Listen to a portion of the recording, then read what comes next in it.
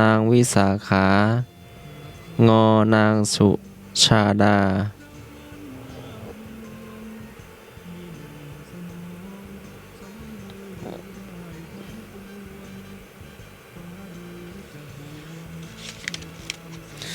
0520101462เบอร์ท่านสมัคร0821928360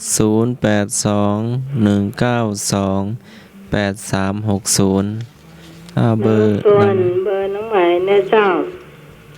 0926436538นะเจ้า0926436538ฮัลโหลสวัสดีเจ้าสวัสดีเจ้าน้องไหมไม่นวลเจ้าสมัยไม่นอนไม่ได้ไรเพลงสกรรมรับได้ตื่นนะเจ้าโอ้แต่ต้องตื่นเป็นเพลงฝรั่งไปฮะเจ้าเหรอภาษาท่านสมัครแล้วพระอาจารย์ด้วยนะเจ้าเจริญพรเจ้าโลมาได้ฟังเพลงฝรั่งแล้วสมบันพอดีรับตื่นมาได้ยินเพลงฝรั่งอันนี้เดานะเจ้านางวิสาขานางวิสาขามาเดาแม่เจ้าเดาแม่เจ้าเด็กเจ้าถ้าน้องใหม่เดาก็คือนางวิสาขาเนี่ย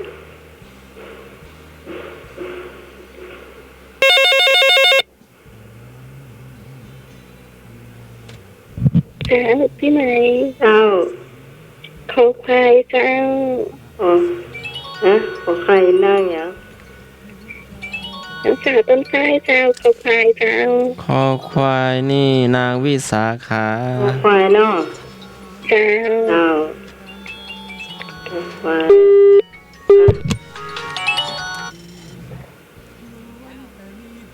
ฮัลโหลตัวไม่นวลเนอตัวไม่นวลคอควายเจ้าแม่สาขาวิสาขากะ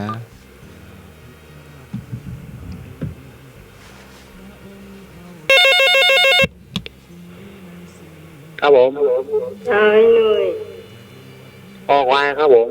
ออกควายครับตัวคนเดียวครับตัวก่อน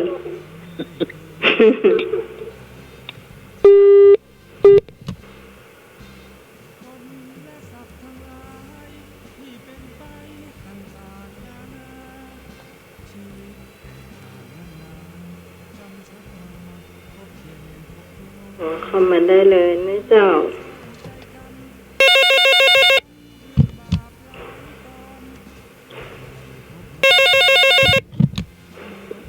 สวัสดีเจ้า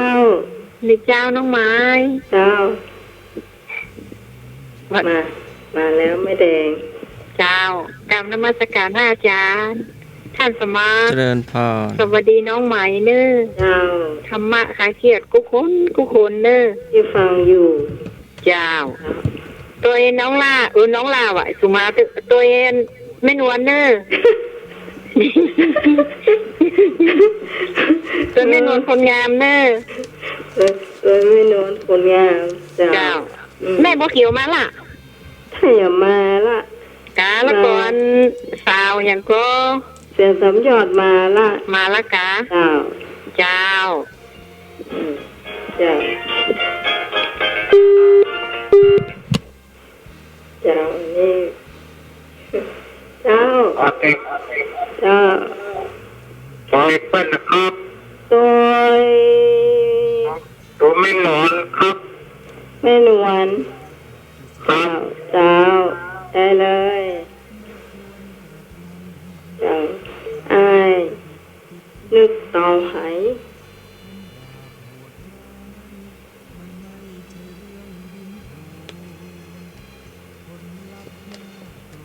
พี่ได้ยินเพลงตลอดเวลาตอนนี้นะมาจากไหน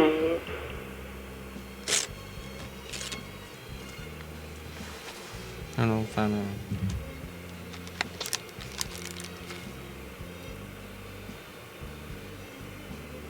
เป็นสถานีอื่นหรือเปล่า อันนี้ค่ะ เป็นเพลงที่จากสถานีเรานี่นะ ก็ไม่เห็นมีนะ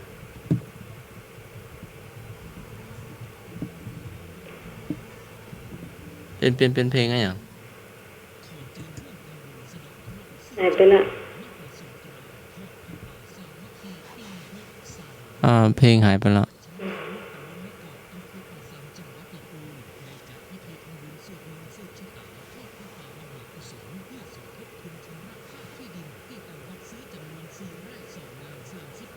มีเถมกระเจ้าคุณผู้ฟังที่จะตอบ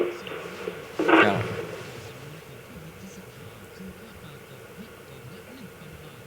นะพี่นกเข้ามาเลยเนอะพี่อำพรปัสเซาเนอะเจ้าโทรเข้ามาได้เลยเนอะถ้าฟังอยู่ เจ้า เป็นฝนเป็นลมก็โทรเข้ามาพี่นกโทรได้เจ้าเพราะว่าเมื่อกี้ช่วงเพลงก็หลายรอบนะเจ้าเก่งเพลงเหมือนกันเนอะ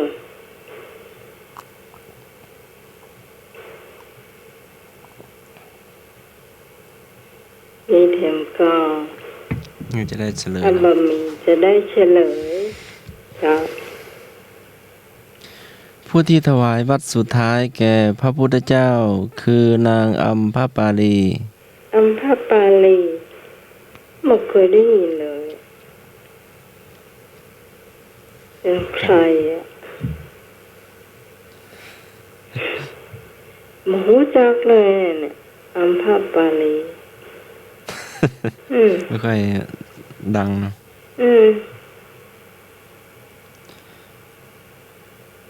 วันวิสาขาบูชา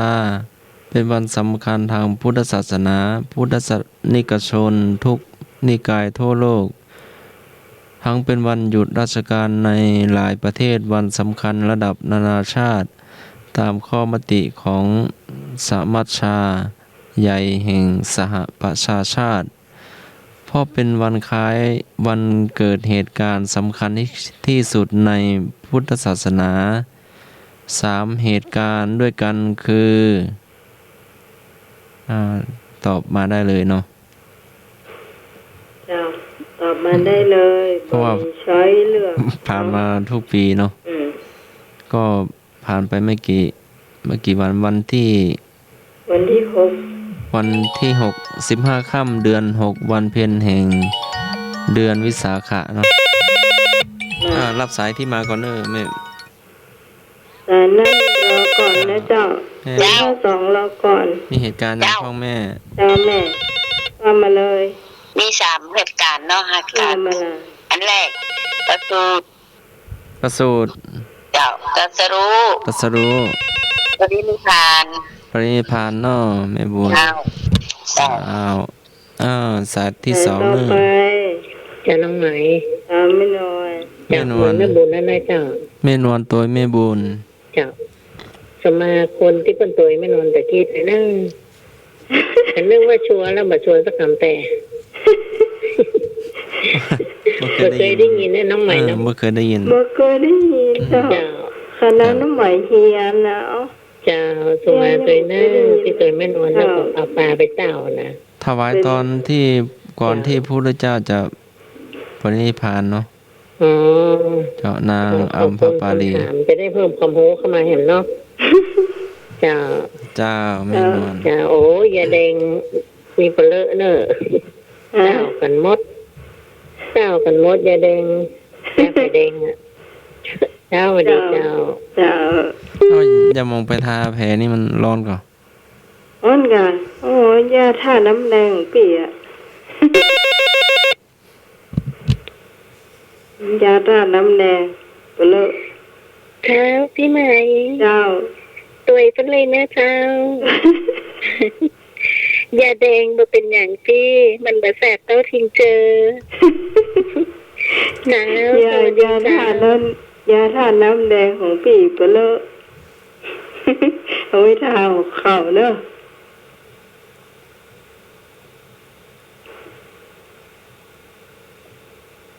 มาโทรเข้ามาเลยไอ้นึกโทรเข้ามาเลยไอ้หนุ่ย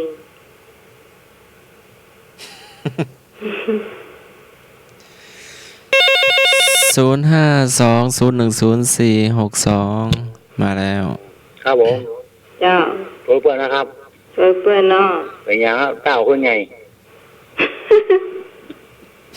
เจ้า เจ้า ก็เฮายังบ่ฮู้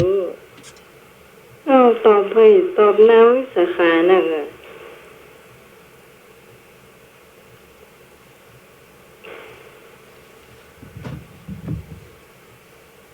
มาเลยไอ้นึกมาเลยไอ้บ่าวธงชัยหายไปไหนไอ้บ่าวดอกแดงเจ้าตำบลสง่าบ้านดอยสะเก็ดน่ะทางหนองบัวในเจ้าหนองบัวดอยสะเก็ด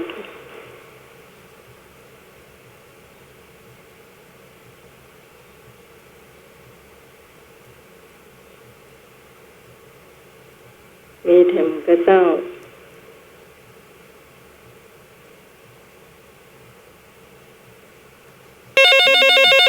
มีอยู่เนาะ ครับ เอาไอ้นึงเป่าวิท ตัว ยุเนาะ ตัวเป็นแหมครับ โดยเปิ้นแหม ตัวแหมที่ประหลาดเนี่ย ลาบเตื้อจ้างมันเนาะ เจ้ามัน จ้างมันตึกลากกดเต้าจ้องมัน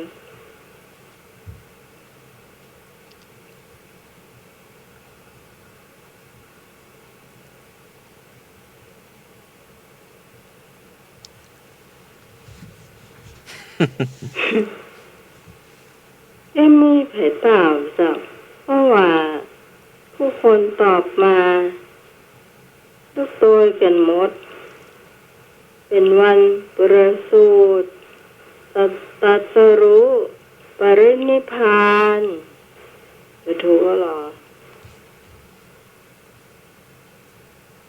มันตรงกันหมดเลยเนาะเป็นวันเพ็ญขึ้น15 ค่ำเดือน6ใต้นะเจ้าเดือน8เหนือ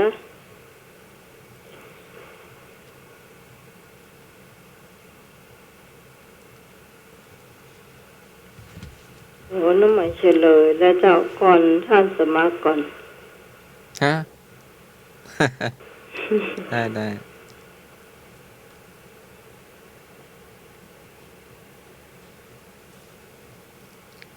ท่านสมัครเมาเหยิมเฉลยไปแล้วเจ้า เฉลยแล้ว อืม เหตุการณ์สำคัญ3เหตุการณ์ด้วยกันคือ ประสูติตรัสรู้และปรินิพพาน ตรงกับวัน15 ค่ำเดือน6วันเพ็ญแห่งเดือนวิสาขะต่างปีกันชาวพุทธจึงถือว่าเป็นวันรวมเกิดเหตุการณ์อัศจรรย์ยิ่งและเรียกการบูชาในวันนี้ว่าวิสาขาบูชา ย่อมาจากวิสาขปุระนะมีบูชา แปลว่าการบูชาในวันเพ็ญเดือนวิสาขะอันเป็นเดือนที่2ตามปฏิทินของอินเดียซึ่งตรงกับวันเพ็ญเดือน6ตามปฏิทินจันทรคติของไทยจะมักตรงกับเดือนพฤษภาคมหรือเดือนมิถุนายนตามปฏิทินจันทรคติของไทยในประเทศไทยถ้าปีใดมีเดือน8 2 หนก็จะเลื่อนไปทำในวันเพ็ญเดือน7แต่ประเทศอื่นนับถือพุทธศาสนาเถรวาทจะไม่ได้ถือคติตามปฏิทินจันทรคติไทยจะจัดพิธีวิสาขบูชาในวันเพ็ญเดือน6แม้ในปีนั้นจะมีเดือน8 2 หนก็ตามปฏิทินจันทรคติไทยก็ตาม อธิบายเข้าใจอยู่เนี่ย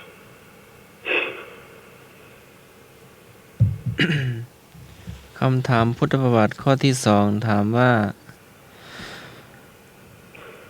พระวรกายของพระพุทธเจ้าจะผ่องใสที่สุดในข่าวใด อื้อหืออันนี้ถือว่าถามไปแล้วถามไปแฮมก็ได้มันเป็นหยัง ก็ประสูติขอตรัสรู้ขอปรินิพพาน งอข้อขอและข้อคอ ฟังให้ชัดๆนะเจ้า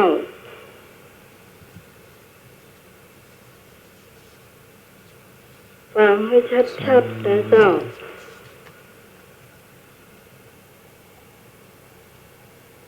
อ่านใหม่ พระวรกายของพระพุทธเจ้าจะผ่องใสที่สุดในคราวใด ก็ประสูติขอตรัสรู้คอก่อนปรินิพพาน งอข้อขอและข้อคอถูก ข้อขอและข้อคอ ข้อขอและข้อคอนี่คือตรัสรู้กับก่อนปรินิพพานเนาะนี่คำตอบข้ององูนะ เจ้า ตรัสรู้ครับผม ตรัสรู้เนาะลุง ครับ เจ้า เลยครับ เจ้า เจริญพร200 เคยถามไปแล้วนะเจ้าถ้าคุณผู้ฟังก็จำได้เนี่ย มันจ่าเมินเนี่ยคำถามนี้นะเจ้าถามมาบ่เมินเนี่ย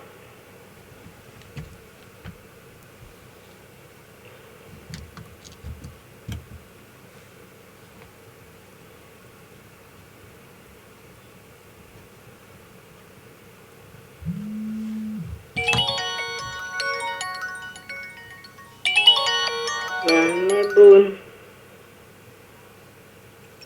เจ้า เจ้า แล้วก็ขอควายหนึ่ง ออกควายปรินิพพาน เจ้า เจ้า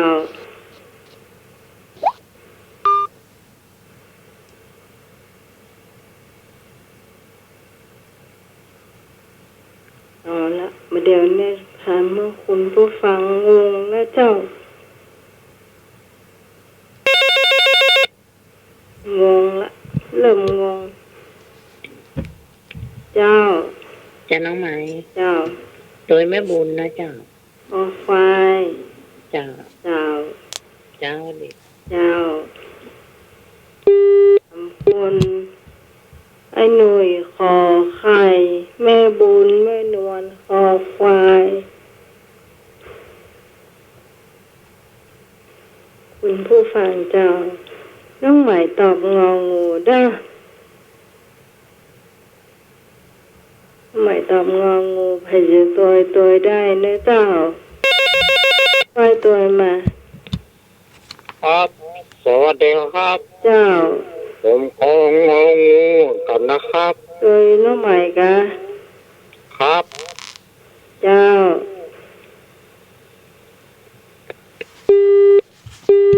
หันคนผู้ฟังกำลังเขวเจ้า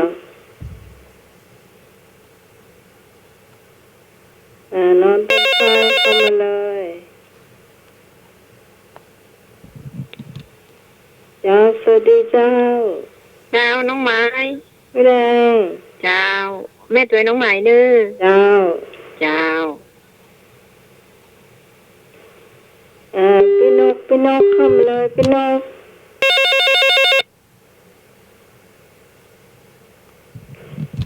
เจ้า จะน้องไหม แม่นวล แม่นอนย้ายพักแล้วเนอะ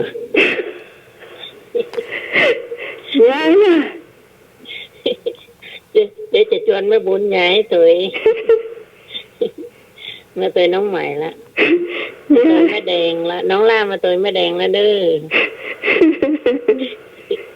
ตัวก้นไม่แดง มาละ ตัวก้นไม่แดง เจ้าดีเจ้า เจ้าไอ้เจะย้ายก็ย้ายได้เนอะเปลี่ยนใจได้อยู่ตันอยู่ยังไม่ได้เฉลยเตื้อ เจ้าพี่ใหม่เริ่มไปก้นพี่ใหม่นะถ้าเจ้าก็จะเอายาแผลแดงพี่ใหม่นะเจ้าเจ้าสวัสดีเจ้ารับรองรับรองอันนี้ชัวร์เจ้าเอาต้มปลาไปเต่ารับรองไอ้หน่วยว่าเปลี่ยนให้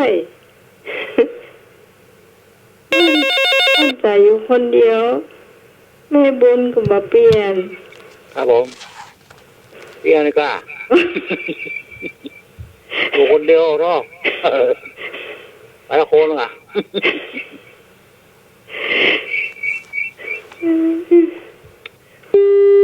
เหลือไม่บุญอยู่คนเดียวไม่บุญอยู่คอควายเนอะเรียนก่อน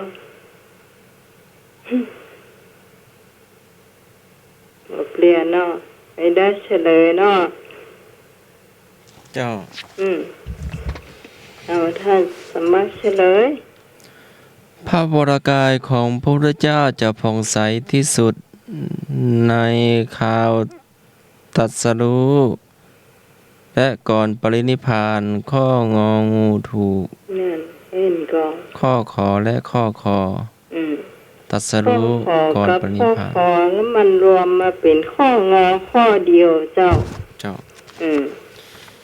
ต่อไปเป็นประวัติศาสตร์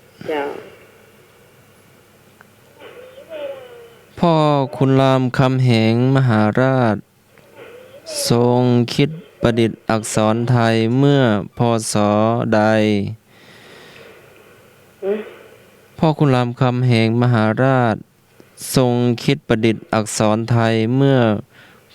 พ.ศ. ใดก.ไก่พ.ศ. 1826ขอไข่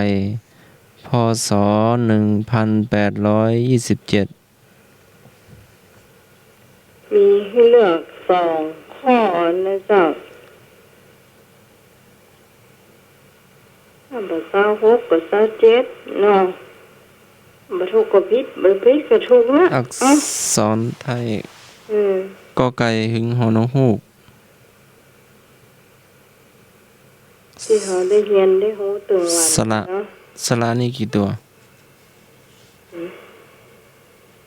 โอ้โหจำได้สระอะสระอาสระอิสระอีสระอึสระอืสระโอสระโอสระเอียสระเอีย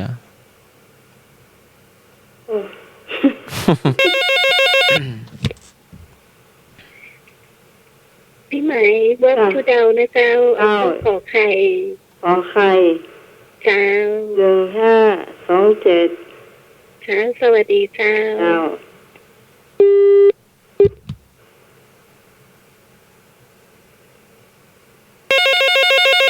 ช่วยกันทำบ่ถูกก็ผิดทำผิดก็ถูกนะครับผมเจ้าขอไก่ครับผมขอไก่ก็ฮอกครับฉายาเจ้าไอ้หนุ่ย26เจ้าน้องต้นฝ้าย27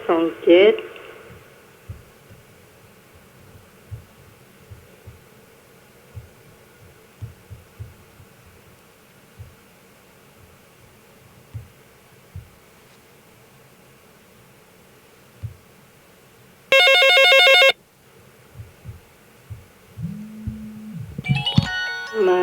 พร้อมกันใส่ครับนึกตัวป้อกกำนันครับไก่ก็ตัวป้าหนานนะเจ้าตัวป้าหนานเจ้าแต่ดาวขอไข่เนอะฮะเสียงก็ขอไข่เนอะขอไข่ตัวน้องตัวต้นฝ้ายเจ้า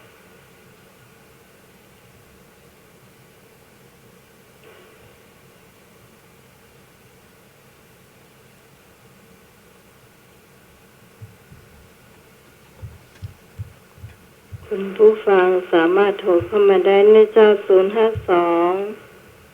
010 462นะเจ้าสายหน้าไม้ช่วงนี้ว่างเจ้า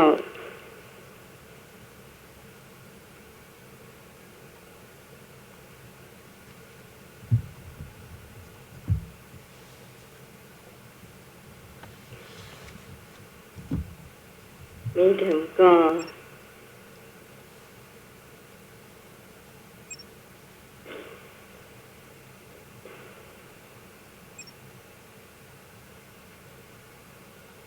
ถ้ามันมีใครตอบจะได้เฉลยนะเจ้า เจ้า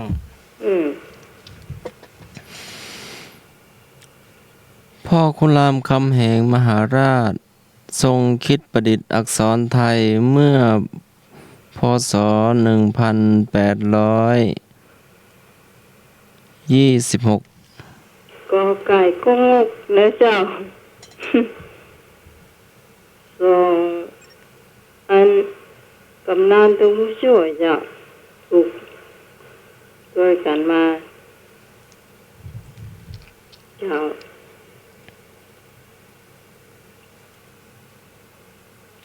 ต่อไปเป็นอาหารการกินนะเจ้าคุณผู้ฟังแม่นวลเตรียมก่อแม่แดงเตรียมก่อให้บุญเตรียมก่อเจ้าไปจ้างทำกับข้าวได้หมดนะ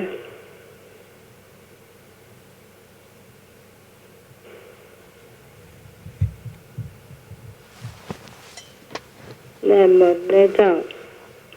การทำกับข้าว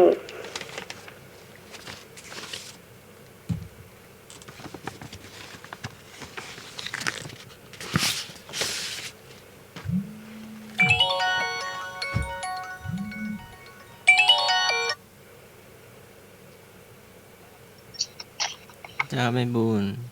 เจ้า จะเข้าทางท่านสมัครกา ดีแล้วเหรอ ก็ได้สมัครก็ได้เนาะ เจ้า เราชาติอยู่มาก่อน ชาติเนาะ เจ้า แล้วอันนี้แม่จะเก่งเฮ็ดเหมือนกันจะเฮ็ดทอบเนึงเฮ็ดทอบไก่ละ อันนี้เฮ็ด3อย่าง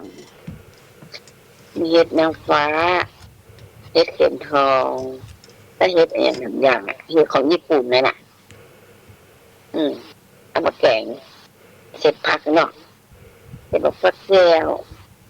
ใส่มะนอยยอดมะฟักหมีเอายอดอันน่ะยอดมะเขือใส่ ยอดมะฟักแก้วบ้านเราเป็นเลิศ อ่านจะบอกการนี่มันมี เนี่ยว่าก็คั่วใส่ไข่ นะโอ้เหมาะเนาะเก็บใหม่ๆหวานดีขนาดนั้นคั่วมาใส่ไข่ เจ้าลำเนาะ จ้ะ ซอยอ่อนๆซอยบางๆหน่อยๆเอา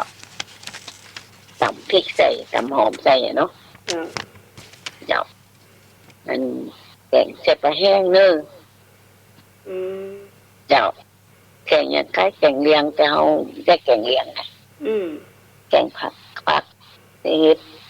เจ้าเสร็จไปแห้งปลาป่นเนาะ จ้ะ ไม่ใช่ปลาป่นเนื้อเจ้าใส่เห็ดใส่อย่างใส่ผักแก้วซอยไว้หั่นไว้เตรียมไว้เนาะก็ตำน้ำพริกก่อนตั้งหม้อละไว้ก่อนตั้งหม้อน้ำมันเดือดก่อนเนาะ ตั้งหม้อดังไฟทั้งหม้อก่อนน้ำมันเดือดแล้วก็ตำน้ำพริกเข้าใส่เนาะ ไปซ่อรัวมันก็ ชอบหลวกอ่ะเอาหลวมมันดังหลวเนาะเอาอยู่สมมติว่าเอาอยู่ตั้งในป่านี่เนาะ เดี๋ยวท่านสม ดังหลวดังทานแต่ดังหลวล้ำนะอย่ากินอ่ะ ท่านสมัครจะถามว่ารัวยังไม่ได้หาเด้อ ไปหาที่ไหนอย่าบอกเนาะต้องวัดไฟหินนั่นก็ไปเลิกทุกอ่ะเราตั้งไฟตั้งหม้อไว้ละ ไฟหินก็เลยอย่างมันเน้นขอไว้ลำไยโขนทั้งตัด โอ้เหมาะขนาดนั้นน่ะทานจะเจ็บดีอ่ะ ไม่มะขาม ไฟ นะ ถามไม้ลำไยเนาะ อ๋อเพิ่นเอาไปแล้ว มีคนเอาไปละ เนนน่ะเนนขนไปเถอะ อ๋ออันนั้นเป็นกิ่งเอาให้ยาย ยา แม่ ย อุ้ย ยาย อ๋อ อุ้ยดี มันหัก แม่ ลง อุ้ย กะ จันทร์กะ อืม โดนลมหักกะ อ๋อมันใกล้สายไฟมั้ง อ๋อเลยตัดลงเจ้านึกว่าโดนลม ใช่ เจ้าต้องมาแข่งตำพริกอาจจะพริกหนุ่มพริกแต้เนาะพริกแต้สุกก็ได้แต้ดีมันจะเหม็นเขียวนะ อืม พริกแต้สุกเอาใส่หอมบวมเตรียมกะปิห้าอ่ะเจ้าตำไม่แล้วควักใส่ในหม้อเดือดนะนะเอาใส่อันเอาปลาอันไปแห้งอ่ะตามตัวนั้นพริกกันแล้วก็ควักใส่หม้อเลยพอมันเดือดนั่นสักกำก็ซอยบอกฟักแก้วซอยละหั่นแล้วเนาะเป็นก้อมหมอกำนี่เนาะ อืม ไม่ใช่มันฟักแก้วน่ะฟักแก้วญี่ปุ่นน่ะลำเขาเหนียวดีกว่าแก้วน้อยเดียวอ่ะนะ อืม ลำอ่ะจิ้มมันเชื่อขนาดนะ อืม ลำดีหวานเหนียวเนาะเอาฟักแก้วใส่ก่อนเนาะมันนานซุปเนาะจ้ะฟักแก้วใส่เดือดจะกำเอาเห็ดก็ใส่เอาเห็ดแล้วมาฟักแล้วก็มาน้อย ใส่เดือดบุกจะกำสัก15 นาทีเมื่อน้ำปลาเดิมฟักแก้วเลยเหมาะ อืม เดี๋ยวต้องหาฟักแก้วมาหั่นเป็นตีนเจ้าเสร็จแล้วก็ปรุงไงเสร็จรสดีกาใส่ชูรสกาจิ้มไปรสจัดไหนก็เติมมาคนเดียวเนาะเอายกลงปิดไฟจะกระบายนะใส่ตัวเนี่ยใบก้อมก่อขาวนะ อืม จ้ะแต่ใบก้อมก่อขาวไงลำมันหอมดีเจ้ากลมันถั่วกินมาอุ่นๆร้อนๆนะลำกินเย็นมาลำนะกินน้ำร้อนอุ่นๆเขาบอกสักกี่ขนึง อืม เขาเจ้ามาคัดเปิงเฮ้ย เมื่อไหร่นี่เอากินไข่ทอด ต้องกินสองมื้อไข่ทอดต้องจำมาตอน ไข่ทอด อืม ใส่พริก กินไปใส่ ใส่ ใส่แครอท ใส่แล้วก็ อืม อันใส่หอมใบใหญ่ ลำดี ใส่เนาะ ไม่หวาน แล้วซุปแล้วก็เอาซอส ถ้าซอส มะเขือ เกลือ เท ส้ม ศ นะซอสพริก ซอสมะเขือเทศใส่ อืม อืม ไม่ซ้ำซอสซอสพริกไว้ซอ จ้ะ สพริกล อืมก็จะได้มีรสชาติหน่อยเอา ำเจ้า อืม แต่แม่ไปใส่พริกนี่มันเผ็ด อืม ถ้าพริกหนุ่มเป็นอย่างถ้าพริกแท้นี่โคตรเผ็ดกินแล้ว แล้วก็เอาแค่หมูมาจิ้มทำตัว โยกเอาขนมจิ้มหยัง จิ้มนะหน้ากะไอ้ซอสน่ะกะ อ๋อมันกินแห้งๆมีน้ำสดเนาะ มีน้ำแกงสด โอ้มันลำนะแม่ จ้ะ แค่หมูมาจิ้มกับเป็นซอสน่ะลำเฮ้ย เข้าอุ่นๆร้อนๆเนาะ จ้าก ระโปะบนให้ เสือเอาเสือน้ำที่ชอบแค่หมู เออ เรียน แค่หมูกับยำพักตำมะนุนนี่ อืมอืม จะเป็นโหกเลยแล้ว ไปเจอแค่หมูหลายเจ้ามันคือมันเหม็น มันแค่หมูเก่ากะเน้นเห็น แล้วพอดีวันนั้นวันที่วันที่6อะผู้ป่าซื้อมาให้อืม ต้องซื้อดีทอดใหม่ ซื้อแบบโอ้ยยังเหมือนกล้วยทอดเลยแม่เพิ่น ๆ เพิ่นเอาไอ้อย่างก็กระดาษรองปืน อืม เหมือนกล้วยทอดเลยอะ อืม กระลำเนอะมันกรอบ ทอดใหม่ๆมันกรอบดีอ่ะ กรอบ แบบมีเติ้งว่าหมี มี อ๋อมีเติ้งตัว เออ อย่าบอกว่าแค่หมูยังดีเนอะนะ เจ้า แต่ก็ยังดีแต่เนอะ โอ้กิโล300ก็ได้ เราถ้าอย่าแปลงหน่อยอะ กิโล300 เอาใส่ทัปเปอร์แวร์ไว้เนาะก่อนมันได้ลม นี่ลมแล้วมันจะโยมไปไง อืม โย ก่อน แล้ว มันได้ลม รับ อืม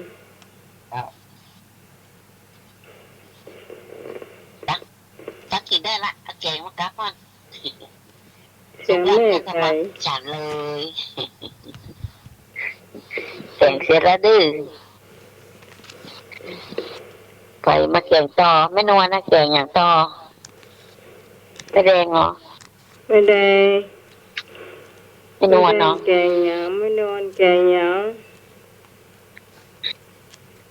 ไม่นวลบ่จ้างแยกกินนะ ไม่นวลปกติจ่ายเงินกิน มันมาตั้งสายปุ้นแล้วเจ้า สวัสดีครับ โอ้ยนึกไอ้นึกแกงยัง จะทานน้ำพริกหอม ฮะ โอ้โหทำไม่หอกกระลำ ทานน้ำพริกหอมแมงมัน โอ้เจ้า หอมชิบลีบเนาะ อืม ปักยี่5 ลีบลิบ5 ลีบ อืม แล้วจีพริกหนุ่มแกะเอาเปลือกออกเขีย จีมันโยมโยมเนอะ อืม จีกะปิ แล้วเอามาตำรวมกัน แล้วมาใส่อันหอมบัวกะ ไข่กา อืม หอมบัวก็ต้องจีตัวเอง แม่น ครับ หอมบัวน้ำหนักหน่อย มันหวานดี จีมันสุกๆเนอะ ครับ เจ้า หอมเต็มกว่าจี5 ลีบ หนึ่ง แถม5 ลีบน้ำบ่ต้องจี เจ้าเสียดิบๆเอง แต่ดีๆนะเขากินกับลูก มันหอมดีเนาะ กินมัน เจ้า ตามไม่ให้หอม เจ้า คู่แม่ขั้วแมงมัน โอ้ ครับ เหมาะกันนะ มันเป็นคนกินปื้งเมืองเขาลูก จีนึ่งกับเหมาะเนอะจีนึ่งนะ เขากันไม่ให้หอมมา อืม ยินนื่นนี่น้องหมายบ่เลือกน้องหมายจะเลือกแม่นอน คือเก้า แม ข้าง ง ของ มัน มัน หอ นะ มนะ ล กันไม่ให้ ำเจ้า หอม กินมาก่ายนะแม่ เจ้า สีนึงได้กินเตื้อเนาะ แม่ แมงมันสีนึงได้กินเตื้อ กิน3 วันทัดกันนี่มาก่ายนะ มันมีปีเดียวลูก น่าค่ะ ไปวันนี้มาหันแล้วเว้ย ก็จะดีไม่กลัวน่ะ หันวันนั้นกับเดียว อืม ว่าของวันมาหันละเฮ็ดทอบก็มีเจ้าสอง ไอ้ เจ้า แพงนะขวดมะโขงเนี้ย250ก่อนนะ เจ้า ดีเสียกายเลยโอ้ป้าให้ซื้อตะกรรม ขวดมะโขงเนี้ย ให้ซื้อถือว่าถูกน่ะ 250 เอาซื้อขีด200มันไปถึงขวดไม่ขงเกินขวดถึงมาถึงโอ้โห อันนี้เขาขายแบบถูกๆกี่เจ้า250 แม่โทรมาบอกแล้ว ครับ ขายได้นะโทรมาบอกเลย แล้วไอ้คนที่เอามาขายมันมักเหล้าดีเจ้า ว้าเออเป็นเท่าต้องมาขายแต่เลยอ่ะ มันก็จะจัดเหล้า มันเลยขายเขา เสียดายอ่ะโอ้กินเล่นเขากี่วันบนน่ะ ขวดมันโขงเต็มขวดนะ โอ้ขวดไม่โค้งนะ ก็น่าจะ ขวดมาโขง ถูกกันถูกขนาดเลย 250 พวกกันเป็นเกือบครึ่งกิโลพวกกันน่ะขวดไม่โค้งน่ะ ถ้าจะถึงนะถ้าจะถึง แค่ปะแต่ แต่มันถ้าจะขยัดเหล้า กินเหล้าแก่ สมมติว่าเปิ้นขายเนี่ยเปิ้นขายเป็นขีดน่ะเปิ้นเอาไปต้มกันเหรอเอาไปต้มกันเนาะ แม่น ต้มตกน้อยเนี่ยแล้วเปิ้นก็มาขายเฮาอย่า อันนี้ในครัวเราแม่คงยังหย่อนในครัวท่าเป็นอยู่กับเจ้ากัวกับเจ้าตุ้มเอารู้ ละลายนึกเอาไปได้หยาซื้อแล้วก็ เอากันไม่เพื่อหอมแล้วก็เอาคั่วกันไม่เพื่อหอม หอมปึ้งกันนะเหมาะดีนะครับเจ้าปีหนึ่งได้กินเตี้ยครับตีกันนะครับแม่ครับ เจ้าคนอื่นเพิ่นอยากกินต่อ เจ้าเดี๋ยวไม่นอนไม่ยาต่อก็ไอ้หนุ่ยเหรอไอ้หนุ่ยอย่างกะ ไอ้หนุ่ยอ่ะไอ้หนุ่ยเป็นยาจ่ายวันนี้รถแก๊บซ้ำมาเสียจอน เอาแล้วมาวัดก่อนเห็นจะได้ แปลงโลดเถอะค่ะ ฮัลโหลมีถ่ายมานึ่ง เจ้าน้องไหม จำไม่นอน ไม่นอนจ้ะยังนอน เจ้าสวัสดีเจ้าแม่บุญ เจ้าสวัสดีเจ้า จ้าวันนี้แม่นอนจะแกงจะย่ำข้าวคุมปลาเจ้า โอ้โหลำกะ ล หมอ เจ้าเขาวาดภาพเอาเนาะเขาไปถึงส่งนะเจ้า เจ้า ไปโลข้าวคุมปลามาเนาะ ถ้าป้าปูก็เอาปูตัวเนอะอันนี้อู้ถึงสมัยแต่ก่อนแล้วประเดี๋ยวแม่นอนแบบใบ ก่อน เนี้ย ปลู ปู กก็เลยเดิมค่อยมีละ เจ้าเอามาดีแทกออกนะเจ้าล้างให้มันหมดเนาะ เจ้า เจ้าแล้วเขาก็ตั้งน้ำเดือดเอาไปลวกก่อนนะเจ้าลวกก่อนแล้วมาเสด็จน้ำก่อนแล้วมันยำผักกุมปานต้องลวกก่อนเนาะแล้วก็คั่วพริกนะเจ้า คนหลวง ใส่พริกดำใส่ข่านั่นนะเจ้าใส่ข่าอ่อนเอา ได้จ้ะใส่ข้าใส่ เจ้าพอซอยข่าแว่นๆใส่หน่อยแล้วก็ตั้งหม้อใส่น้ำหน่อยเนาะกะปิข้าวต้มกะปิปลาหน่อยเจ้าเขาตามพริกคั่วพริกมาตามเขาก็ใส่หอมเตียมเนี่ยจ้ะใส่หอมเตียมบะมีอย่างมากค่ะเจ้าเอาผักป่ามาซอยแล้วก็ตามพริกแล้วก็เอามาสนกันเอามายำเอามายำแล้วก็ตั้งหม้อน้ำมันหนึ่งกำ เจียวหอมเนาะ ข้าวจงใส่น้ำมันหน่อยจะเอาไปโซน้ำมัน ถ้าเรามีปูนะเจ้าไม่ต้องใส่แค่หมูเขาก็เอาปูจีใส่ปลาต้องมันนะเจ้าใส่ปูจีเป็นท้องว่าอกมันเจ้ามันจะลำดี แล้วถ้ามันจะมีสองสูตรนะเจ้าถ้าเอามาใส่ปูเขาก็ใส่แค่หมูอะเจ้าแค่หมูที่เอามีมันหน่อยเขาก็ซับแค่หมูก็ใส่แล้วก็โรยกันเนาะเจ้าแค่หมูที่มันมีมันก็ยังแค่หมูเขาก็ทอดที่แค่น้อยทอดหอมเตียมน้ำน้อยแล้วไม่นวลกับหอมบวบเขาก็เอาโกนสุกแล้วกันเนาะเจ้าเจ้ามากินได้แล้วบอกหอมบัวมากับตัวก้าเป็นยังไงจ้ะหอมบัวมากับตัวเจ้าหอมแดงนะเจ้าหอมแดงเป็นหัวมากับอ่ะเหมาะแม่นหอมที่เป็นหัวน่ะบางวันก็ได้เนาะบุญมักขนาดอะยามบางเกี่ยวป่านี่นะปะมาได้ซื้อมายังกูเตือไม่นอนกับมาเจ้าเอาหอมแดงก็ได้หอมใหญ่ก็ได้เนาะเอาพริกทอดเลยเนาะหอมตัวใหญ่นี่มันจะหวานเจ้าเนาะพริกทอดเลยแล้วเขาก็ทอดกระเทียมอ่ะหอมขาวน่ะเอาพอกตั้งหน้ามาเนี่ยเอาอ่อยหน้ามันเนาะเจ้าเอาไปเอาข้อนึงบ้านมะแดงว่ากันเนาะอาทิตย์ลาบมาแลกมาเอาด้วยเนาะ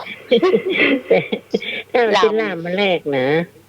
อาทิตย์ลาบเลยอ่ะคนใดเกิดไปเอาข้อนึงมามะแดงเจ๊งแน่เจ้าเพราะว่าท่านสมัครจะหูจากก่อนเนาะค่ะกุมป่าเนี่ยก็ว่าถ้ามาหูจากนะ เดี๋ยวถาม จ้า เล่น พี่ ที่ กัน อ่าน เจ้า ทำสุปลายั นั ง ก ได้ ชื่อ เนี่ย นี่แสดงว่าเธอรู้จัก ผักก้างปลา ฮะ คือออกจากทุ่งนาต้นเขียวๆก้านขาวๆเนี่ย ไม่ น้อง รู้ เนี่ย ล่ะพักกลางป่านะ ตามป่า พักจุ่ม แต่ ป่า เพื่อนน้องพักอย่างหมูเนาะมันจะมีเหมือนกันแต่เพื่อนน้องคนละอย่างไงเนาะเหมือนห้องเหมือนบ้านเฮาอ่ะพักกลางป่า จะมีพักกลางป่ามีดอก ที่มันอยู่ในกลางทุ่งนา มันจะมีพักแหวนออกกลางตรงนา ชื่อว่าผักกันอย่างจะน้ำ พั นี่ กจุ่มป่า ผักจุมปลา ที่มันออกเป็นต้น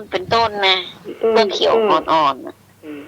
ถ้ามันแก่มันมีดอก เด็ เนาะ กเลยเนาะดอกขาวๆถ้ามันแก่ มันแก่มาล้ำละ แก่มันข ต้ ม นอ่อน ต้นอ่อนๆมันนะมัก โอ้เมื่อก่อนนะ ถ้า สมมติว่า ออกที่ไหนนะ เขาต้องไปเสาะเอาเนอะ คนนั่นคนนี้หันเนี่ยโอ้พระจุปาออกเนี่ยต้องไปเสาะ ไปเก็บเอาคนเดียวเนาะ เจ้า เอาตรงเจ้าแม่นี่ในกาถ้าไปป่านี่เสื้อสลวดอะมักลำมาลวกกับน้ำพริกลำน้ำพริกป่า หายากเจ้าไปเดียวเนาะ จะชอบเอายำจะไม่นอนหวานนะมอกเจ้าได้2 อย่างละไปเอาแถมแกะ3 อย่างด้วยขอให้นึกก็เนาะไปแถมถ้าจะมักมีก็ ไม่แดง ไม่แดงนะรักแสนละรับไปหาละก้า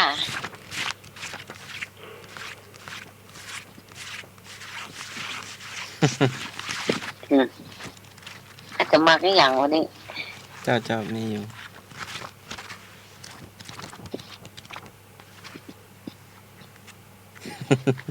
แต่มากะ มีใครแกงมากะ มี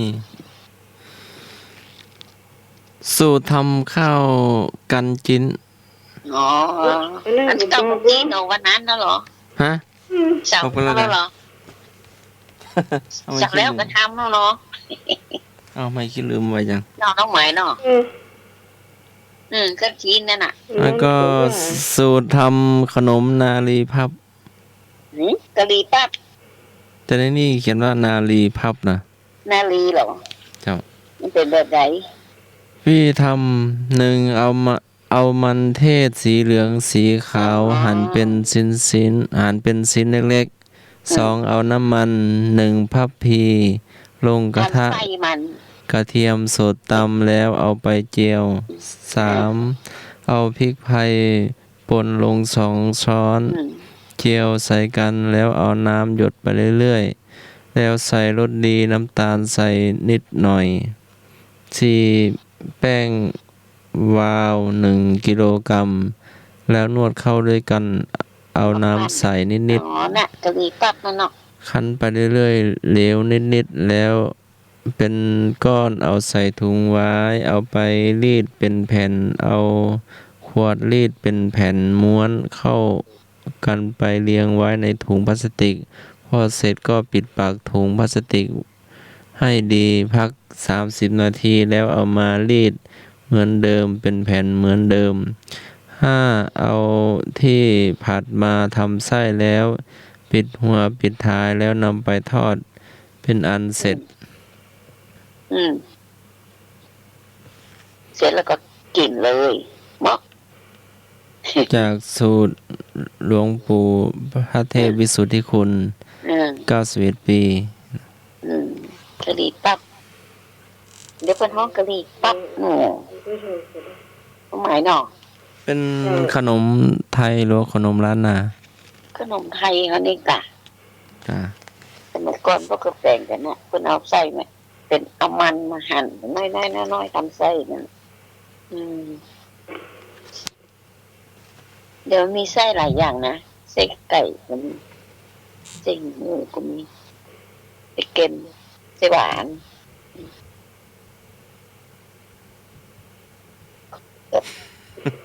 จบหรือยังกะหาร เจ้า อาหารเดี๋ยวกันนะอุ้ย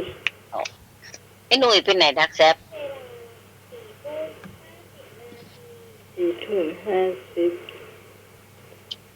วันนี้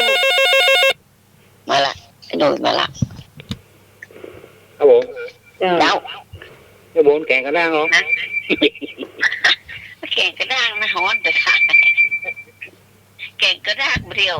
ใส่หมูทอดหน้าฮ้อน แกงกระด้างอ่ะ เจ้าเอาอย่างมัน หน้านี่มันดีหรอกมันเหมือนได้มันเละหน่อยอ่ะร้อนควัดอ่ะ เอาใส่ปุ๊บใส่วุ้นหน่อยหน้านี่นะครับ ถ้าหน้าหนาวนี่ไม่ต้อง หน้าหนาวพอไปพ่อแม่เนาะนิ่มวิวเนาะ อืมแต่กระลับดีแล้วน้องใหม่ละมากเกลียดกระด้างอ่ะ ให้เจ้าควักเอาเล็บมันอ่ะแข่งขา ร่วงหมดยิ่ง แก เล ง ย อ่ะ แกงบดเต้นบดตัว แกงที่เป็นตัวแกงกระด้าง แกงกระ เรีย ด้าก ง กับบางคนว่าสิวตอกเกินไปนะยิงใดตอนนี้อันละเหลือ มีแต้เนาะรูเนาะนี่หว่า นะ ตั้งลงมาได้ลงบนอากาศให้มี แล้วต้องบรากอ่ะ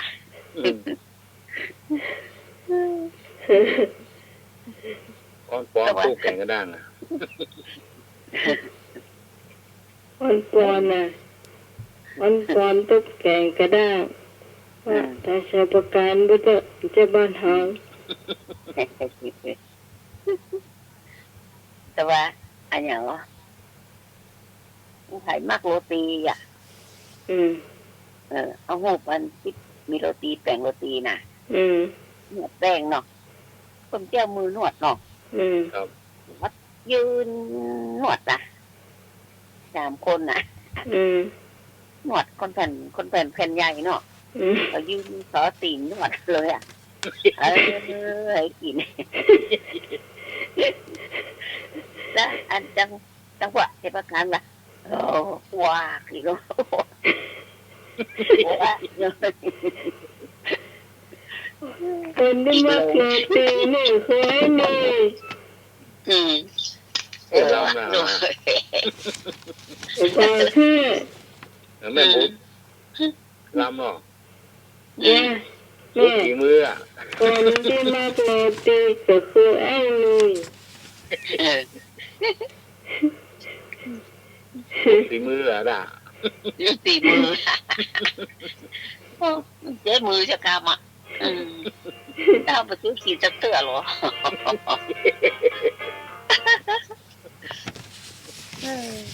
มันมีมาเมินแล้วนะนี่นะจะเมินละ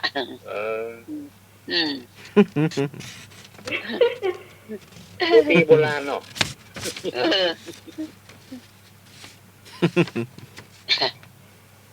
ก่อนให้ปิ้งเลยมันไม่รู้เนาะ ปิ้งอย่าง โรตีอ่ะ ปิ้งแบบปิ้งเหรอเขาเอาไปหนักก็เป็นแป้งเห็ดหนักกับหม้อฮอตนะกับแป้งนะ ก็เคยมาแล้วล่ะสวัสดีเจ้าทุกคนเจ้า ไปเจ้า แล้วมันจะเจ้าให้มาแต่ เจ้าแม่ยัง เป๊ปลินจากผมไม่ยกหาไม่ยกหา อ๋อพี่ผากะพี่ผาแกงวันนี้ แล้วพี่จ๋าเจ้า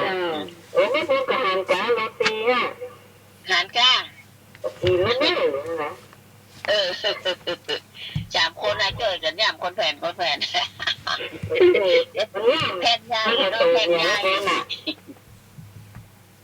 ก็เขามาแบ่งกันมาขายเนาะ เป็นและการเอามาแบ่งกันให้เป็นก้อนเอามาขาย น่าจะขายหลายค ใน นเนาะ ประเทศไทยเรานั่นน่ะ นี่ใช่ ใน ค่ะ ประเทศไทยเราเนี่ย เขาว่าตั้งใจ 104เอาลงอ่ะไม่บูนอ่านนิยายงานดีน่ะ อ่านแล้ว แม่มันบอกว่าในประเทศไทยเรานั่นน่ะ เขามาลงหลายคนละ 104มันทำมาใช้เขียนว่าเนี่ยก็ ตอนนี้จะเอาลงแล้วจะจำชื่อมันได้ใช่ไหมว่าก็จะเอาลงตัวเมื่ออ่อนไอ้กลุ่มของกลุ่มบ้านนี่นะเขาจะว่าอู้จะไปผมมากี่แล้วตู้นั้นมันไม่ใคร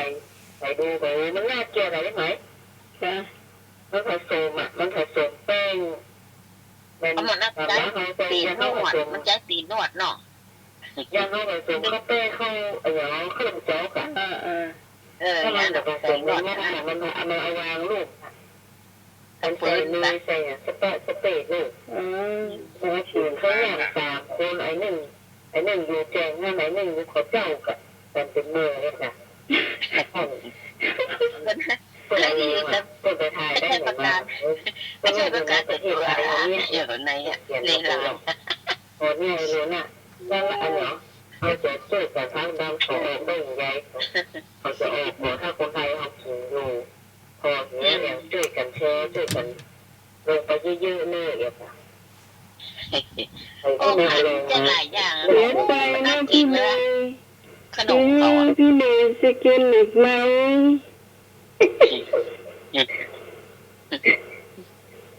ผมไหนล่ะไอ้นี่ที่สมดุลละไอ้นี่มาเอาละมันขายที่ไหนจีนก็2 กำแพงเนี่ยนี่ขายที่ไหนคือจริง2 กำแพงที่มันปันรถทีขายน่ะที่เขาหน้าอินดูอ่ะน่ะอ๋อที่เขาหน้าอินดูขายนะกะเนี่ยเป็นเรื่องอาหารแล้วเหรอเดี๋ยวนี้ช่วงนี้ก็มันไปขายย้ายแม่กับบ้านเนี่ยมันมีใครซื้อกินอ่ะเจ๊แล้วเมื่อเขามาอยู่บ้านก้อนยังหันอยู่นะแต่ปีก้อนเนี่ยนะเขาอยู่แต่บ้านเจ้าเนี่ยจนรวยนะไม่รู้เจ้าอยู่ในกาดนี่นะที่ประเทศเขาก็2-3 คนแล้วนะเขารวยแล้วเขาได้เงินแสนบ้านเขาแล้วเขาไปรวยบ้านเขาไปขายครัวโป๊เลยอ่ะเปิดร้านของชำใหญ่ก็เลยเพราะว่าแล้วมันก็ส่งลูกหลานมันต่อมาแต่เจ้าขายหน้าบ้านที่เจ้าอยู่นี่มาซื้อรถเครื่องให้สอนในเนี่ยไปสอน3 การพวกไปลูกน่ะซื้อโคตรแขกแต่รถดีจะจำหน้าเขาก็เขาอยู่การรถดีนี่หรอกเขาจะโปรยนะแล้วเนี่ยคนไทยเขาปลากันกินเอ็นดูเขาได้อ่ะเขาปลารถดีมาขายบ้านเราเจอซื้อไอ้หนอเจอรถหนอทำสภาพของเนี่ยเราว่าจะมากินอันนี้ไม่กินแล้วนี่ป้าจะมากินเมื่อละเอาเสื้อกันสมาเสื้อที่เขาว่ากินมันไปตีโรตีแล้วหัวก่อเวลามันจอนเหนียวนะถูกหัวก่อมาล้างมือก่อนอันนี้มีตอนที่วัดนี่ที่วัดดันตันมันทีนี้มันมาขายโรตีมันเล่นมาเล่นอย่างเนี่ยเวลามันขายโรตีอ่ะมือมันก็บาล้างแม่บาล้างมันจะมีผ้าขนหนูมันวางค่ะที่มันเอาปากเช็ดถาดโรตีมันจะเนาะเราหน้าผ้านั่นเส้นมือที่มือเอียดมันน้องดีนะน้องมาใจคนที่มากหวานน้องมาซื้อเลยใส่นมใส่น้ำตาลมากินเลยก็มันนั่นอย่างน่ะไอ้ยอเนยอ่ะเอาไว้แฮมคืนแล้วเขาว่าตัวโซ่อ่ะพระใส่แมงสาบทุกคนจะอยู่บ้านหลังเก่าผู้นาไปไหมบ้านโดนผู้นั้นตรงนี้ขายเหล้าแล้วก็อ่อนขายเหล้าเนี่ยเขาจะมันก็ปิ๊กแค่ซื้อโรตีปิ๊กบ้านพระแมงสาบในน่ะพอเขาเรียบร้อยมาเขาไล่มันน่ะมันแต่งได้ไป4-5 อันนะเขาบอกซื้อมา3 อันมันขวดไอ้เนยน่ะใส่กระทะมันค่ะตอนแรกเขาหั่นสีดำๆแล้วมันยิ้มออกว่าเขาก็รู้ว่าเป็นไม้แล้วเสียงกรรมมันเป็นเนื้อสัตว์ตัวน้อยเขาแต่ของมันสุดจังใหญ่ ก็อู้ภาษามันก็เรียนเริ่มปีสุดแล้วมันเป็นได้ดูจอจะว่าเขาเอาจะอัน7 บาทนะเขาตั้งอันกาต้องของจะมาขันเสร็จแต่ว่าเอาเลย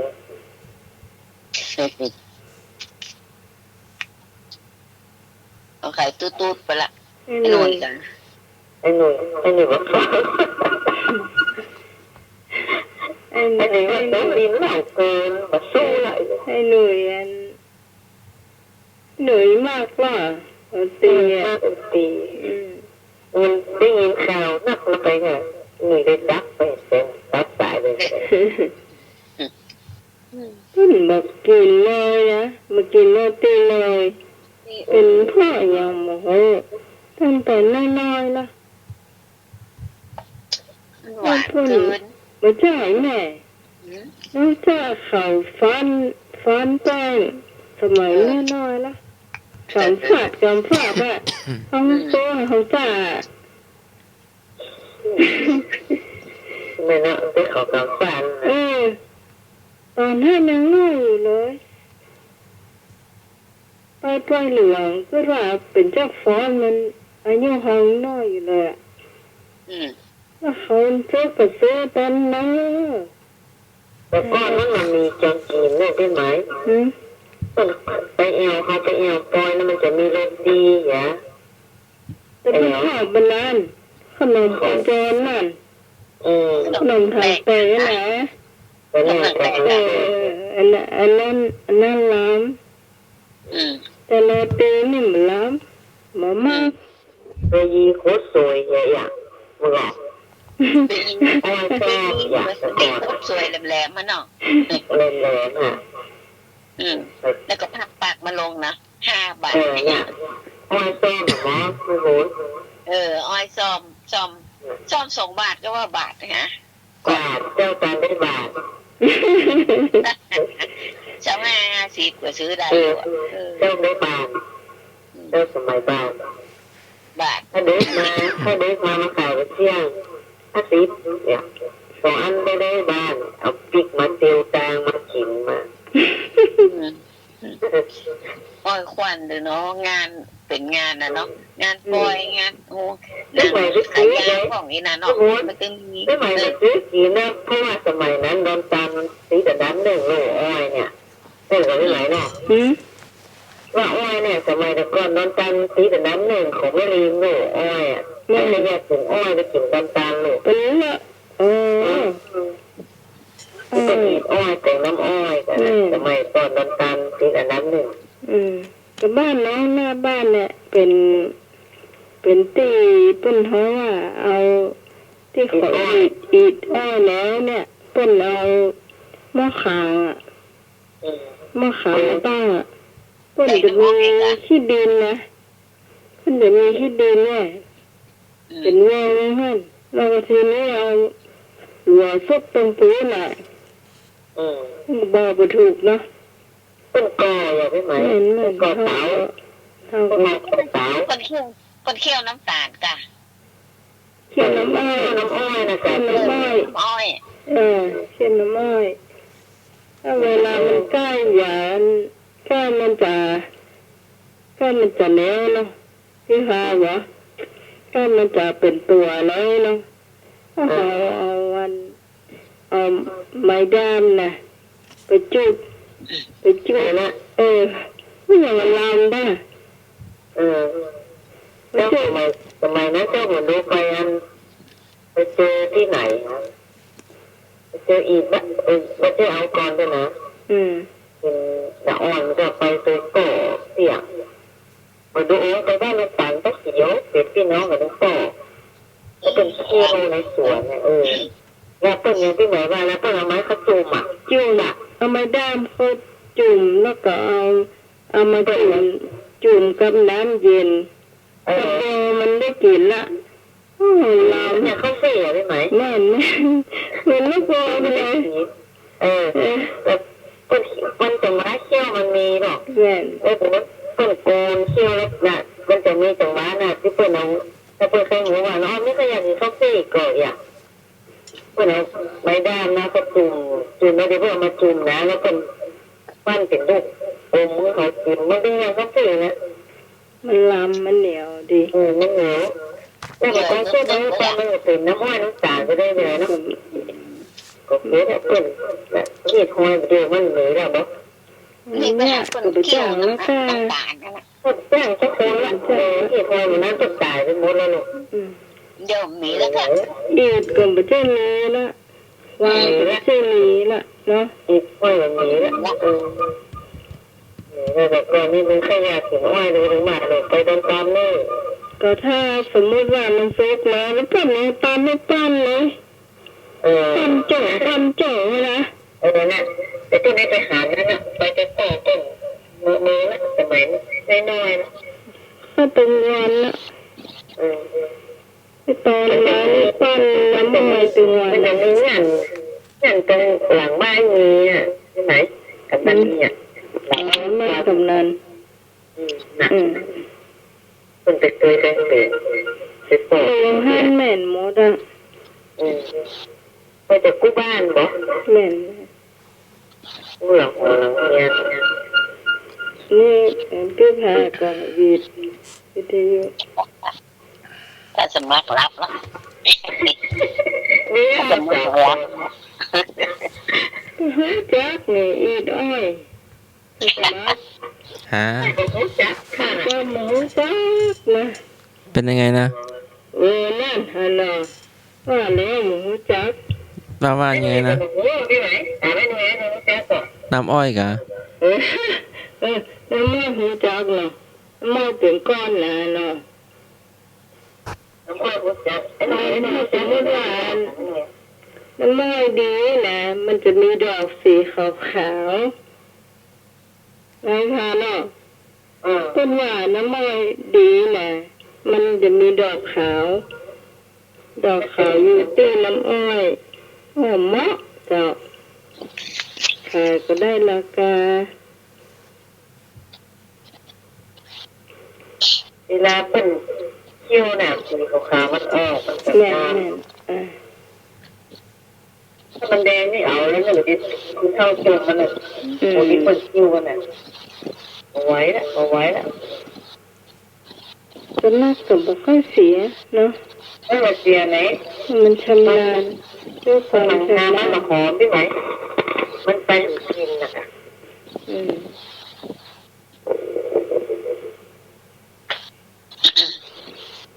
แล้วหมดกันหรือยังโอ้ย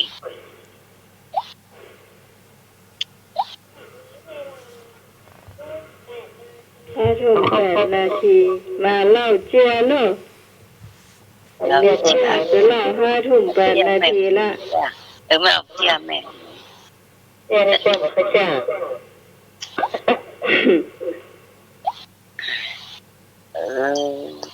ได้อาจจะมาไหนเล่ามามาหน่อยนะเจ้าถ้าคือได้จะแข่งเรื่องนี้เตี้ยนะเสียใจเจ้าก็ได้เจ้าเมื่อเลยมาก่อน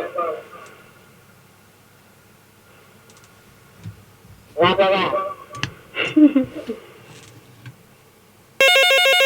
เอามาครับผมที่มันกัดต่อมาหน่อย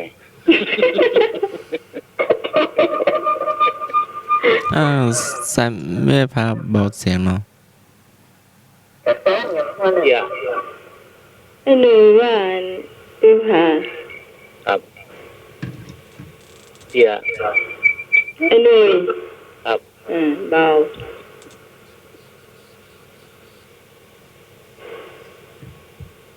จ้าเอาได้เลย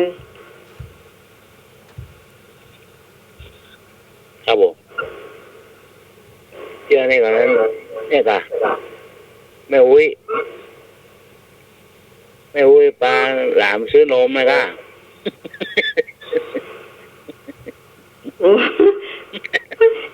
อันนี้ไอ้เดิมมาได้กว่าครับก็ยังมาตั้งแค่หัวไว้ก่อนเหรอ ไม่อุ้ยปลาหลานขึ้นนม เออน มลูกหลานมากินนมอันนี้ แล้วเขามาเสื้อปูเนี่ยมันกะไอ้อุ้ยมันเดือด ยังก็ว่าใหม่เมื่อกี้ท่านสมัครก็ไม่ไก่ไปมันหวีด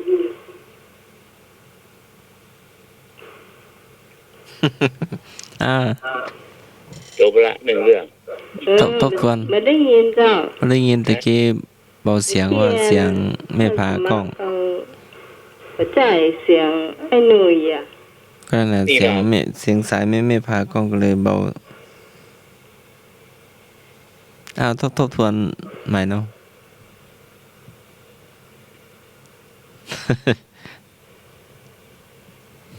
นี่เนาะครับ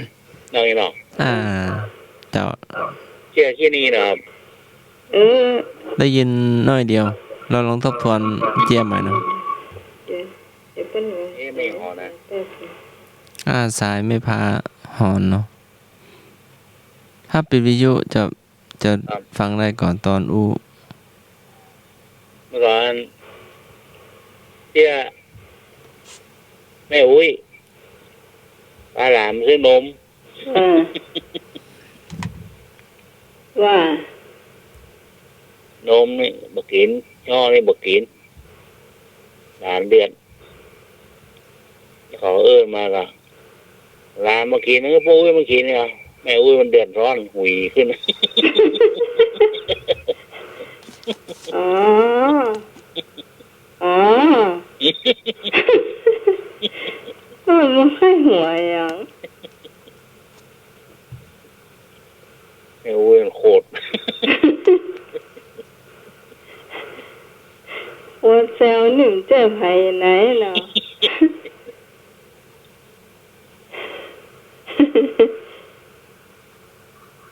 ครับจบไปแล้วหนึ่งเรื่อง โอ้ละกันพี่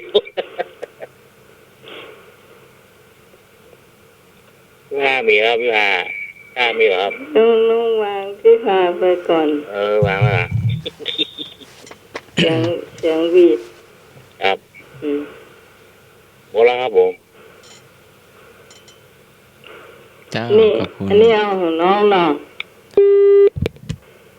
อันนี้เอาของพระเจ้าพ่อ เจ้า มีไอ้คนหนึ่งชื่อคำซอยเหมือนว่าแปะคำแปะนะเป็นลูกลุงคำหมกคำเหมือนกันแต่ว่านั่นมันมีไม่ยิงสองคนหรอแล้วไอ้นี่มันคำแปะบุเจกันมันกลายไปนี่ไปไหนก็เลยอันเมียอ้ายมีไหนอ่ะอยู่บ้านก่อนเดี๋ยวเขาเจ้าขอจะไปบ้านนะเจ๊ก็ว่ามีหากันไปไหนอยู่ห้าน่ะเมื่อลำได้ป้ามันไป2-3 ปีละอย่าซื้ออย่างไปฝากมันดีหาตามใจเตอะอายคำแปลว่าตามใจเต้ยนะทีนี้2 คนนะก็มาปรึกษากันเขาได้ป้าเปื้อนเก่าจัดเมินละก็เลยซื้อส้มตำไก่ย่างข้าวนึ่งไปตวย2-3 อย่างเนี่ยกะกินจะนั่งกินกันไปอู้กันไปเจ้าเนาะไปถึงบ้านนั้นอายคำแปะคือบ้านก็บ่เหมือนเก่าเนาะเพราะว่าแกก็บ่ได้มาหลายปี2-3 ปีแม่นแกเขาก็ป้ากันท้องตัวไป ตัวอยู่บ้านก็อยู่กอเปิ้นมาแอวนะแล้วก่อนคนที่ในบ้านก็แปลกใจว่าไผมาห้องตัวอยู่ห้านบ่เคยได้ยินเสียงกำเตือเลยนะก็เลยออกไปพอเจ้าออกไปพอก็เจอมีสองคนนี่ก็ถามว่ามาหาใครมาหาเมียให้คำแปะแต่กี้เจอเป็นการหนึ่งละเปิ้นบอกว่าเมียเปิ้นอยู่หั่นน่ะมาเตอะเดี๋ยวนี้ถ้าต้องมาหาเปิ้นเป็นพี่เป็นไทยแต่เจ้าก็เป็นเมียเปิ้นน่ะกะเมียเปิ้นบ่ใช่เลยเจ้าหูเจ้าไม่ใช่คนนี้เลยอ่ะอ้าวยุ่งละตรงนี้เป็นคนใดก็เลยชื่อขึ้นมาว่าเมียเปิ้นที่เขาเจ้าหูเจ้ามันเป็นเปื่อนเขาเจ้าเนี่ยสมัยเฮียนตะการละแต่ก็เมินละหอมได้ปะกันก็เลยมาเอาหาเปิ้นนี่เขาเจ้าหูจักเนอะแต่ว่าตึงวันเนี่ยเขาเจ้าน่ะเป็นเมียไอ้คำเนี่ยอยู่บ้านหลังเนี่ยเอาละยุ่งละเจ้าเมียไอ้คำแป๊กก็เลยโทรไปหาไอ้คำอยู่ไหนต้องเลยขอใจฟังมาเปิดมาหาที่บ้านซ่อหาเมียอยู่ตรงใดไอ้นะก็เลยมาเจ้ามาถึงบ้านก็มาป้าสองคนเนี่ยก็ถามว่าที่ป้ากันตะกี้ก็น่าก้าก็แม่หาเมียอ้ายก็เมียอ้ายก็เป็นนี่บ่ใช่เมียอ้ายคนเก่ามีไหนมันตายไปแล้วนั่นตายเมื่อใดอ่ะตายไปเมื่อ2 เดือนที่แล้วว่าตายไปเมื่อ2 เดือนที่แล้วเอาเมียใหม่แล้วว่ะถ้าเขาก็บ่ฮู้เจ้าเขาอยู่เขาบ่ได้ส่งข่าวฮู้กะก็เลยบ่ฮู้เรื่องเนี่ยใดดีเขาเลย2 คนนี้เจ้ากลัวมื้อนี้ไว้นี่ก็บ่ได้ก็ตึงหาว่าเอาอีกเพื่อนมันคนหนึ่งมีความคิดโวยตัวเอาเนี่ยไก่ย่างข้าวนึ่งกับส้มตำเนี่ยประทานขันข้าวให้เพื่อนเฮาดีกว่าเพื่อนเฮาได้กินเจ้าก็เลยปากันไปก็เลยบอกว่าใช่ว่าหน่อยหน่อยไอ้คำเจ้าขอไปว่าแต่มันเนี่ยใกล้ๆเนี่ยขอดอกหน่อยเนอะเดี๋ยวจะไปเอาน้ำยาตำวัดเนี่ยไปตานเข้าเปื่อนแกที่ตายไปก็เลยจบเจ้าเรื่องนี้ยาวหน่อยแต่คนฟังถ้าฟังจับแต่ความได้นี่ก็ยังงงเหมือนกันนะเจ้าเมียตายมาถึง2 เดือนน่ะเอาเมียใหม่ละโวยเนาะ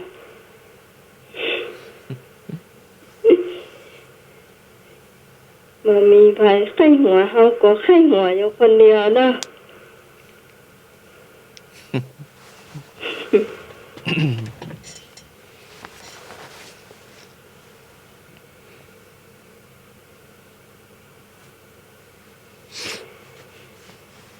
เราหาเปื่อนไข้หัวดีกว่าเนาะ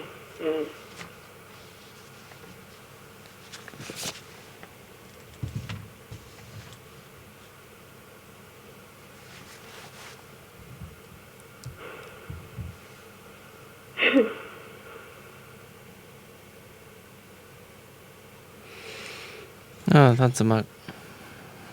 ลองเล่าดูเนาะ เขามาแจกลงทานแล้วทีนี้ เขาจะเข้าแถวแล้วก็ทำเป็นจุดไปเนาะห่างกัน1 เมตร แล้ว หมาก็น่าจะสุนัขก็จะหิวเหมือนกันก็มาต่อแถวแล้วนั่งตรงที่เขาวางเขาขีดเป็นสี่เหลี่ยมไว้อะให้มายืนเป็นจุดเป็นจุด หมาก็มานั่งรอข้าวลงทาน ดูเสียงขึ้นหรือยังเนี่ย ฮะ ค่ะ แล้วก็ ขึ้นหรือยัง ท่านมา ขึ้นเลย ถ้าจะผู้ใหญ่บ้านหรือว่าผู้นำชุมชนท่านประกาศนะ ขึ้นน่ะ มีผู้ใจบุญมา ได้ยินกว่า ทำโรงทาน แจกข้าวกล่องแจกน้ อุ้ย ำ แจกไข่ไก่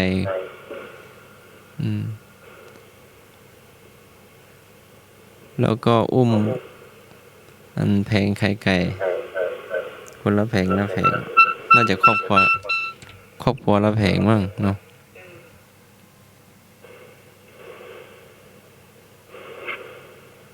นี่ม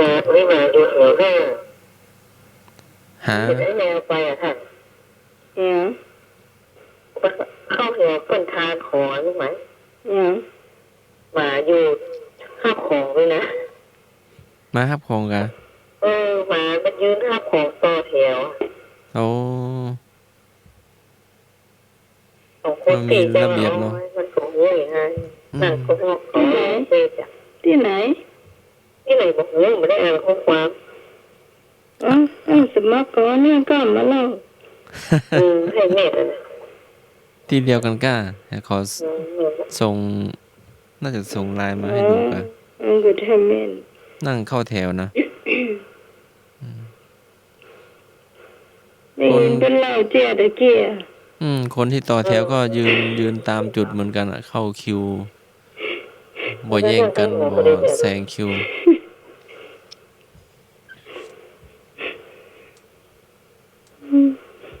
มันน่าตลกที่ไหนตะกี้ตามก่อน มันมีอยู่อันตัวนะจำไม่ได้แต่ที่มันขึ้นเขายาวอยู่ฟังคนเดียวก็เคยหัวคนเดียวคิดฟังคนเดียวก็นั่งคนเดียวหัวคิดที่เป็นมันส่งโพยเลย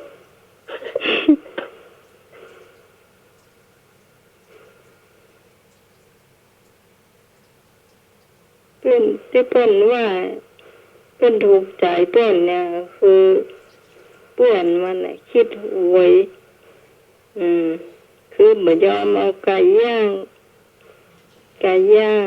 ส้มตำไว้หั่นไงซื้อไปเพื่อจะกินด้วยกันน่ะว่า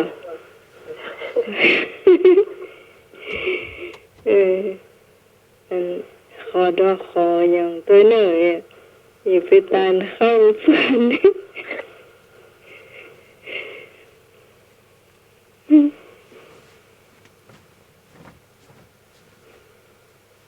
มันก็มีแต่นาเนาะ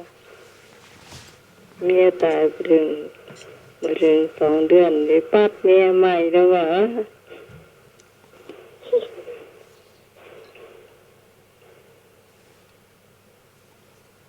ไม่มีไม่ได้อ่ะนี่แก้นมหรือแก้นี่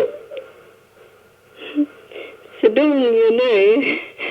ว่าตามใจที่คิดเลยนะ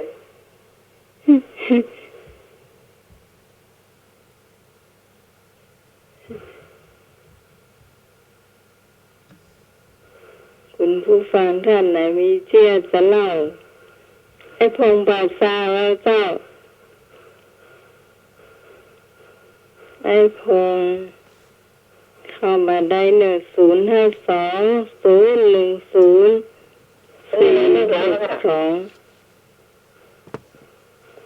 ม่ได้แก้หนึ่งโง่ ไอ้ลูกเป็นเดียวอย่างอ้อคุณ เรียกมีค่ะแจ่มล่ำเล่าได้มาแม่เล่าเลยอันมาละ ครับผม ไปเลยนะ เที่ยของตู้ลุงยองอ่ะเที่ยตู้ลุงยองอ่ะ ว่าใด ที่โอมน่ะโอมอย่างที่ผมได้ยินโอมอย่างนั้นคนยองพวกอู้บทชาติแล้วพูดมาโอมอย่างนั้น อ๋อ ที่ลุงยองอู้อ่ะ เป็นหอนรวมหอนรวมรวม จะฟังเลยเอาไหมเล่าเลย อันหอนรวมคนอันตังเมืองเฮาว่าหอนรวมเนาะ ครับ การตังยองเป็นว่าโอมหอนโอมเนี่ยแล้วทีนี้มันมี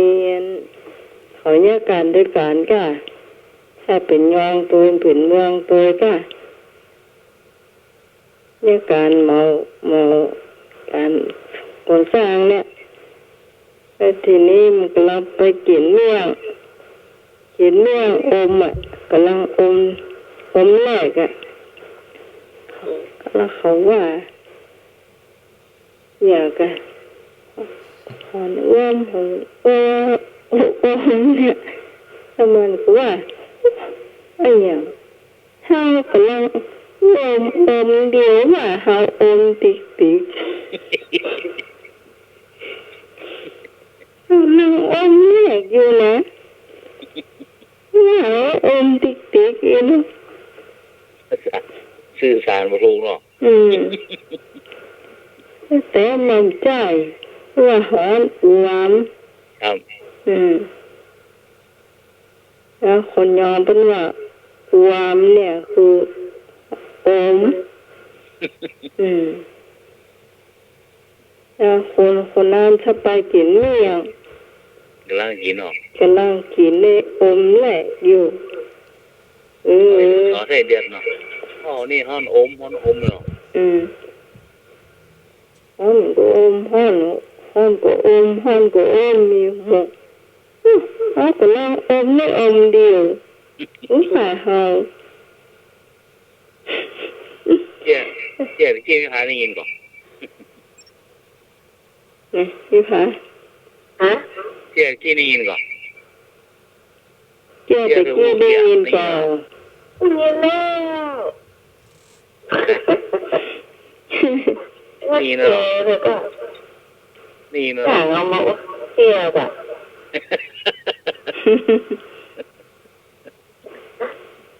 เที่ยวจังเที่ยวไป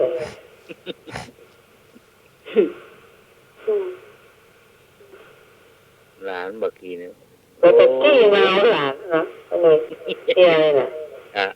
มีโรคมาเอาหลานมาเอาไปกินหมูกระทะไปซื้อเหล้านี่ให้กลัวเสียเจเอาอีกละ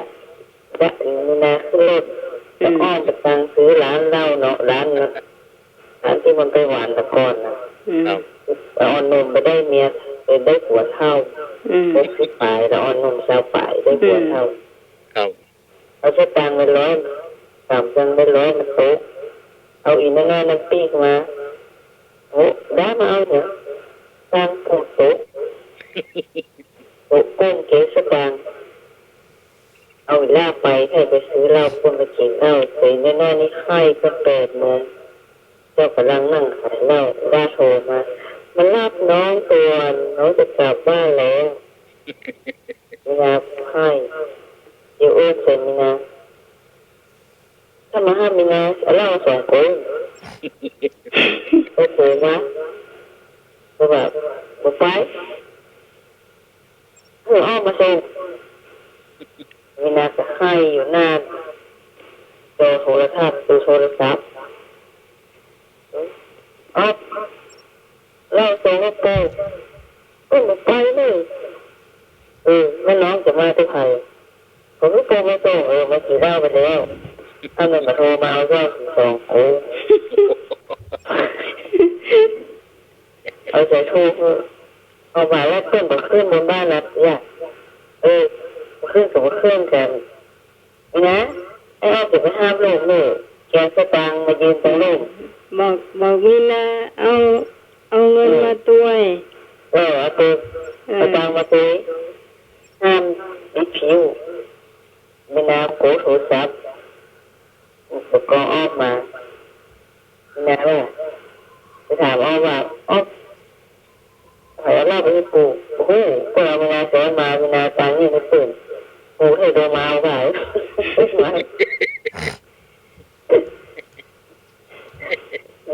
เนี่ยแก้เป็นบุคคลเลยนี่นะเรียกมาเปิดเผยมาเปิดเผยนี่ค่ะนี่บ้านมันเป็นบ้านตลกเวียบ้านตลกนี่นะว่าปู่กินได้นะกินตัวละหนูไม่อยู่ได้หนูน้องให้อันนี้แหละยังนมน่ะหรือนมพีมันคือกินอย่างหนูว่ามันไม่กินไปกินเจ้ามีปัญญาละไปถูกไปเยอะปูซื้อนมเห็ดให้หนูไม่กินหนูจะกินนมหวานเอามาส่ง2 แพ็คต้องเอามาส่งด่วนนี่แม่คนจัดการมันเลยด้วยนะลูกเก็บแสดงว่าคำสอนของเพื่อนได้ผลถูกต้องแม่รถเก็บแล้วก็ตังค์นี่มันบอกมาเอาเลยใช่ไหมมันบอก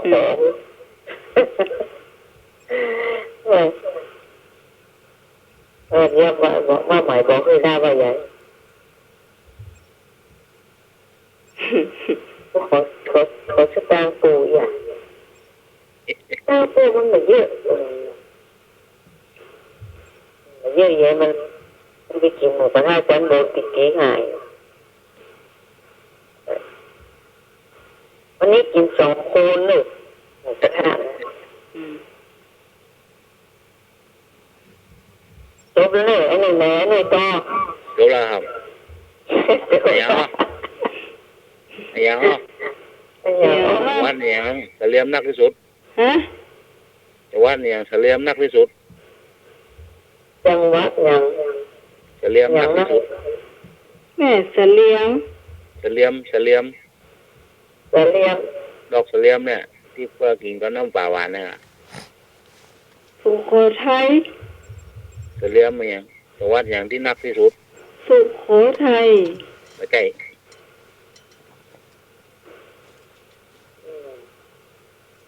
ชื่อมันกะเสลียมที่มาขมดอกเสลียมจังหวัดอย่างนักที่สุดเสลียมจังหวัดเชียงใหม่ใช่อยู่สายที่ว่างอยู่ก็มีของท่านสมัครนะเจ้าจังหวัดอย่างเสลียมนักที่สุด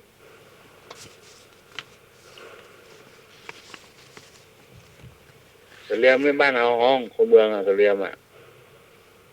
เสลียมเป็นก็นะครับจังหวัดไหนมากที่สุดป้าเนาชื่อมันกะก็ได้ว่ามันต้องมีเสลียมนักครับเอ็นก็ชื่อมันจังหวัดเนี่ยเสลียมนักที่สุด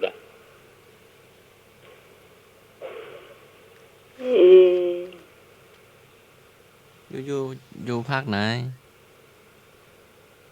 ภาคไหนภาคกลางภาคใต้ภาคใต้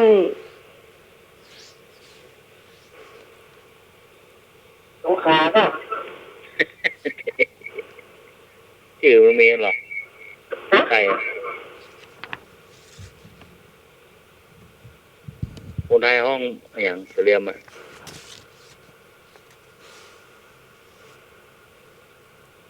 เสลียมคน คนไทยห้องอย่างเสลียมอะบ้านห้องเสลียมอะคนไทยห้องอย่าง ผมเป็นคนเมืองเขากลุ่มเมืองแต่เมือง คนเมืองกี่ขนมปัง โอ้ไม่เจ้ามาเขาเป็นฝรั่ง คนไทยห้องอย่างคนไทยห้องสะเดาหม้อน่าจะวันอย่างเดาจังหวัด หาดใหญ่อำเภอก็อำเภอจังหวัดโมอำเภอสะเดาค่ะ อำเภอสะเดานั่นแหละ ไม่ใช่จังหวัดเนี่ย จังหวัดเนาะ อำเภออำเภอเนาะอำเภอสะเดาอำเภอสะเดาจังหวัดสงขลาเนาะแต่ที่เจ้าว่าอะไรสงขลาที่ไปหาถูกอะเนาะ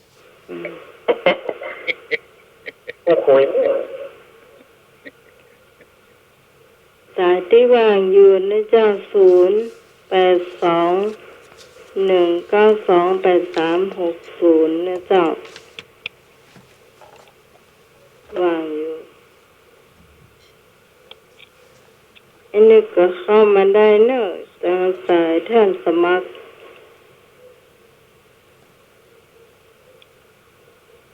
ก็ในมดแม่แดงรับแล้วครับแม่แดงโทรหา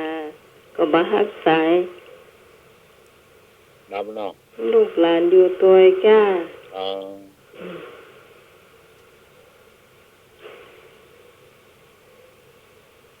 ว่าประวันกาธานีรับหรือยังยังไม่รีบไม่โทรหาก่อนได้ไหมไอ้นั่นไม่รีบเป็นขัดแย้งเมื่อโชว์วันนี้หายใจป่ะแก้มไปเฮ็ดตะคืนโถตะคืนแต่ว่าบะเฮ็ดตอนตอนนี้นักกว่าซบลิ้ม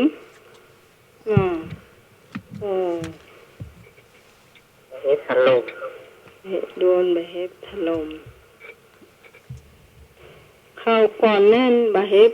ของซบลิ้มนักกว่าดอนตันที่ช่วงเป็นดอกน่ะเนาะที่เฮาจัดสวนดอกน่ะที่พี่หากลัวว่ากลัวสวนแรกเขาเสียหายกลัวเสียหายน่ะมันผ่านไปได้อยู่ทุกแต่ที่หน่วยเขาตกขนาดน่ะน่ากลัวแต่วันนี้มันตั้งสมตองเพราะเนื้อฝนของฟ้าห้องฟ้าผ่าบ้านเฮา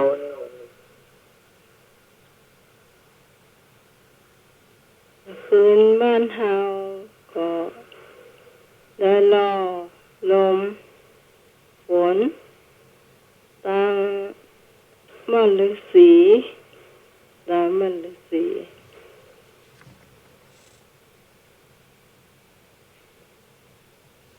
จะหายไปหลายวัดตับไปแล้วพี่ใหม่ได้ยินข่าวก็กระปูน่ะธาตุศิระพุนชัยน่ะพระธาตุศิระพุนชัยฟ้าผ่า2 เสียง2 ครั้งนี่ข่าวยังไม่ได้ยินจ้ะยังเพิ่นอ่าน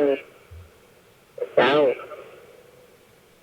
ความเสียหายมันมีทุกอย่างว่ามันมีห้อยทุกอย่างแล้วเต็มมีเสา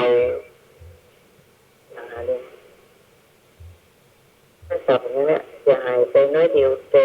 ธาตุนั้นตอนแรกก็เก่งพระธาตุท่านพระครูก็ว่าท่านเนี่ยเพิ่นออกมาประจำวัดนะเพิ่นออกมาตรวจสอบฟ้าฝนหายไปเพิ่นบอกว่ามันมีความร้าวมันมีเสียงมันขาดลงไปท่าน2 เตี้ยเอาว่าออกเลยเนาะต้องอ่านนั้นในโทรศัพท์เจ้าไปตรวจสอบหลักมันก็ทุกอย่างบุญปีนี้ทำไมเขาไม่หา ครับผมนะครับอันที่สองสามเณรเสียหายมาหนึ่งสายมันจะอู้กัน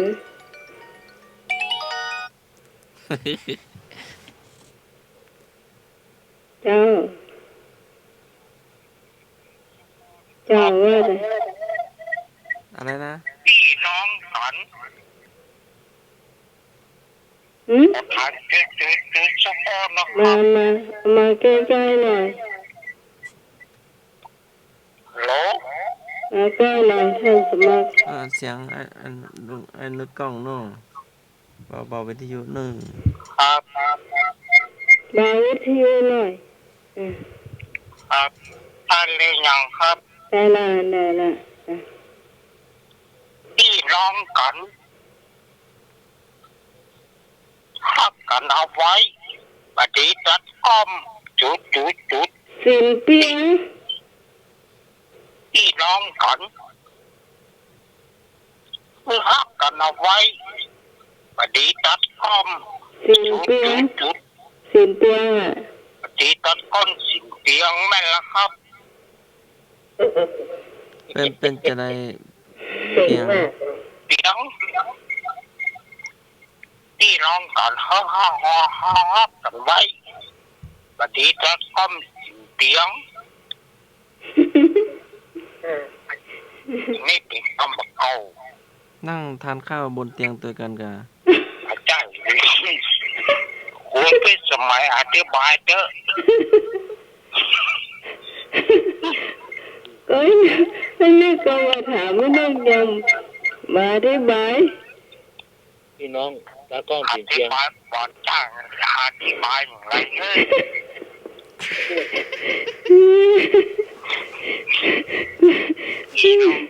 พี่น้องกันเพื่อหักกันเอาไว้ปฏิจัดก้อมสินเปียงเอาจะเปรียบเทียบไปเนี่ยท่านสมัครอธิบายท่านสมัครท่านสมัครฟังทางนี้สมมติว่าเกิดมาเป็นพี่น้องกัน 4-5 คนเหมือนท่านสมัครน่ะมีพี่น้องกี่คนเนี่ยเป็นบดีล่าขว้างกันบดีทอดทิ้งกันถึงแม้จะมีคนใดทุกอย่างเนี่ยเราก็ต้องช่วยกันเนี่ยบดีตัดความสินเปียงคือคนใดคนหนึ่งเนี่ยถ้าละขว้างกันไปก็ดูก็สมมติว่านิ้ว5 นิ้วเขาตัดนิ้วโค้ไปเหียก็เลยนิ้วจี้นิ้วกลางนิ้วนางนิ้วก้อยเนาะนิ้วโค้ตาเปียละกำมืออีกได้ก็นี่คือไอ้หน่อยต่อก็ได้แล้วอธิบายต่อเป็นผู้รักผู้ใหญ่ก็เฮา10 ปีก่อนอาวุโสเอาโป๊กผ้าไว้บนนี่นี่ก่ะเขาเป็นผู้น้อยกว่าพี่น้องก็ต้องปองดองกันเนาะฮักกันพูดถึงรักความจริงเนี่ยส่วนมากไม่เป็นน้อยครับเด้งนิ่งกันหรอลูกหลายนิ่งกันพอนิ่งกันคอยการมันเป็นบางตัวธรรมดาครับพี่น้องมันส่วนมากแต่ว่ามันก็ไม่ใช่ว่าจะมาตัดขาดกันนะนี่ครับได้มีคนน้ำหมดพูดครับไม่ละครับพี่น้องฮักกันโกรธกันไม่ได้กระจ้างเป็นพี่น้องหรอดีน่าโกรธฮักกันเลยครับพี่น้องพี่ต้องเป็นแบบอย่างพี่ต้องเป็นแบบอย่างน้องนะอันนั้นเขาก็เป็นแบบอย่างให้น้องเขาก็ได้เนี่ยครับพี่ต้องมีศีลอ่ะศีลอย่างเดียวนะ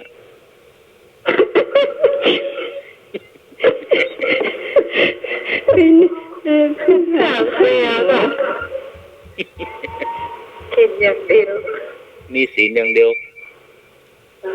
เงินเรียบร้อยหมดแล้ว ก็ศีล5 ข้อก็ได้ผา ครับ มันจะศีลน้อยๆน่ะ ที่ใหม่ออกดีๆจ้ะ ไอ้หน่อย ครับ ที่ใหม่ก็3นะเจ้าก็3นะโรคช่วงโควิดมาเพิ่นเดี๋ยวเพิ่นขายของ ครับ เพิ่นยศขายเหล้าขายอย่างน้องเจ้าขายร้านเดี๋ยวแล้วก็เสียเพิ่นคนหนึ่งไว้หนึ่งคนหนึ่งไว้หนึ่ง ครับ แล้วปอเจ้าแบบไปกราบ แม่ น้องเจ้าจะคว้าแห้งไก่มาขาย ครับ เจ้าก็ว่ากลัวว่ามันได้ขายก็ใหญ่ได้มันจะคว้าเนื้อไก่มาเดี๋ยวนี้เปิ่นก็คือคนออกบ้านออกจองใหญ่ๆกองปอบมันมาปอเจอที่ไว้มันสบายเลยเป็นแต่ปีนะบอกคือปอบคือขายนับตัวปีคนเก่าเก่าก็กับหัวเหลี่ยวหัวทับตัวประเดี๋ยวไปด้ามก็ตัวดีๆแกประเดี๋ยวนี้ถ้ามึงได้ขายสิก็ยังดูมึงน่ะแกไปฟังคนหนึ่งไม่ขายเขาขายโอ้เราบ้านไปได้3 วันมาเข้าบ้านแม่เป็นเมาหาว่าไอ้หน่วยว่าที่หมายว่าเนี่ย3 พี่น้องนะว่าห้ามกันค้าเนี่ย ครับ เนี่ยช่วยกันมาได้ก็ทำ2 3 วันมาก็หอมก็ขายต้นปีมันจะขายเหล้าแล้วมาขายได้วันลูกสาวมันว่าเปิ้ลขายของจัดเลยตัดสินใจทำกับข้าวที่บ้านมันเนี่ยของกินที่บ้านให้ลูกมันขายแม่เจ้าว่าปีจะว่าอย่างเจ้ามันปีจะว่าเนี้ยแม่มันร่างเหงาหายยากอะไรอย่างเงี้ยฮะช่วงนี้มันแบบกระจาดซ้ำเฮาเขาก็เลยว่ามันเป็นแค่กินขายก็ลูกมันก็เลยปีเจ้าไปหาน้องมันมาไกลกันในโลกเดียวไปถามนายดาวง่ายสิผัวมันมาพี่น้องเอาไปขายพุ่นละเดียวมาบอกคือแม่อีปอยังนะน้องจะมาขายครัวกระโจมมาใครก็โจมอีปอนะบางคนบอกเข้ามาไม่ใช่ค่ะเอาอะไรปอดักตุดเป็นวันที่เอ็นดูหลานขี่รถเครื่องซ้ายแกนเอาของกินมาส่งยังไงโดยส่งแก๊บนั่นถึงวันนี้นะน้องสาวนะน้องสาวกับคนทำหลานกับคนแล้วก็ขายกาดขารวมมาเสียมาพ่อใหญ่พ่อทินพ่อหาเอาอย่างพ่อไปซื้อลองมันกับไปดูซื้อวัน2 ถุง 3 ถุง20 บาทวันนี้3 โมงครึ่งหายเซฟประมาณพ่อจะจบน้องหนูร้านยังมาขายครัวโทรหาเลยโทรหาน้องเลยโทรหายละน้องยังมาขายวันนี้มันห่อนึ่งไก่ห่อนึ่งนอป่าถวายอันฝุ่นก็ตู้มาที่บริเวณแล้วเพิ่นก็บอกว่าพ่อใหญ่เขาว่ากินไก่ละป่าถวายใครก็กินได้เพิ่นบอกว่าไปเป็นเจ้าเกิดทำไมหนูอาจารย์ดูด้วยกันปล่อยแม่พี่เจ้าเป็นเจ้าเกิดลูกหลานผมได้ขายผมได้ร้องผ่านเนี่ยพี่หมายบอกมันแบบปีดฟันน้ำแบบพูดเนาะพี่หมายเนาะยายหนุ่ยว่านะบอกยายนึกว่าแล้วเนาะพี่ไหนเนาะแต่ตุ้มติ้มกันไปเนี่ยหนุ่ยว่าจังหวีนี่เนาะเด็ดทอนเด็ดวอนเนี่ยถึงปะขายวันนั้นสุดท้ายเป็นปูนเป็นลมแม่อยู่บ้านนี่นะจะนั่งเปิดหัวใจละหัวใจเตือนจะล่วงไก่ก่อนนี่ยังบอกว่าเนี่ยลงเฟซเนี่ยไปปลูกไปลงต้นไม้ไฟฟ้าหักบอกว่าโทรหาลูกมันยังไงมันมาห้ามสาย โทรครั้งที่2กับครั้งที่3ห้ามสายประกาศโฆษณาขายครัวอยู่มาหาป้าอู้กับแม่ไม่ทักเขาเอาป้าอู้ลองใจแล้วได้ยินอยู่ลูกที่ร้านยังมาขายครัวซื้ออย่างเจ้าจะมันต้องห่วงมันลำถ้ามันได้ยินเสียงต้องอู้มันอะไรเนี่ยอะไรหากันเนี่ยได้ไงหัวเนี่ยมันได้นะจะผิดกันกับกรรมเดียวว่าน้องที่ไหมเนาะแม่นเจ้าที่ไหมมี3คนเนี่ยเจ้าก็มี3ที่ไหมก็มี3เกี่ยวกับลิ้นมันธรรมดาแม่นนะช่วยคนฟัดจอนเนาะดูภาพการไปสนักเป็นปีต้องเสียสละให้น้องนี่อย่างกับปันกันไว้นี่ก็คือมันมีตัวนี้ต้องบอกว่าถ้ามันกัดจ่าเรียนใช่แค่นี้ส่งแก้มาแต่ส่งเรียนใช่ไหมตายแน่อันนะตรงวันหอยไทยได้ห้องเพลงตายแน่เขานี่ต้องตายแน่จะได้ไม่เงี้ยข่าวแก้เข้ามาลุกอย่าเจ้าแก้เข้ามาลุกอ่ะอย่าเสียไทยเสี่ยงไปหลายหูเจ้าไฟมันช็อตน่ากะเปลี่ยนเสื้อเป็นปานปลายพวกก้าดีแล้วมันชอบมันแบบปานปลายอ่ะที่ใส่มองแม่ถ้ามันกำลังมาถึงว่าแล้วมันชอดตาแล้วไปแปลงอะไรนะไม่ใหญ่เต็มเยอะไก่หลายกิโลเหมือนกันแล้วไก่ก็โชคดีอ่ะปีนี้โชคดีเป็นรถแก๊ปอ่ะปีนี้โชคดีเป็นรถแก๊ปอีกหน่อยเป้าหมายเอามีแล้วหรอแล้วความตั้งใจเป้าหมายมีแล้วความตั้งใจมีให้ทุกวันสหอย่างนะสหอย่างนะถ้าหมดเงินถ้าหมดเงินหมดงบก็จบข่าวหมดเงินหมดงบคุณผู้ฟังพูดถึงคุณผู้ฟังท่านไหนจะทำบุญลืมเจ้าตั้งแต่เจ้าแล้วน้องปุ๊บลับไปหมดต้องลืมเจ้าอย่าทำบุญเนาะวันเกิดกาวันคล้ายวันครบรอบแต่งงานหรือว่าอยากมาหันว่าสายหินเจ้ามาทำบุญได้ด้วยเจ้าตกแจกกันได้หรอวันตู้อกตกแจกกันทำบุญได้หรอได้จ้าไปหันท่านสมัครกันพอสถานนี้อยู่เสมอเจ้าเนาะจะมาตั้งใด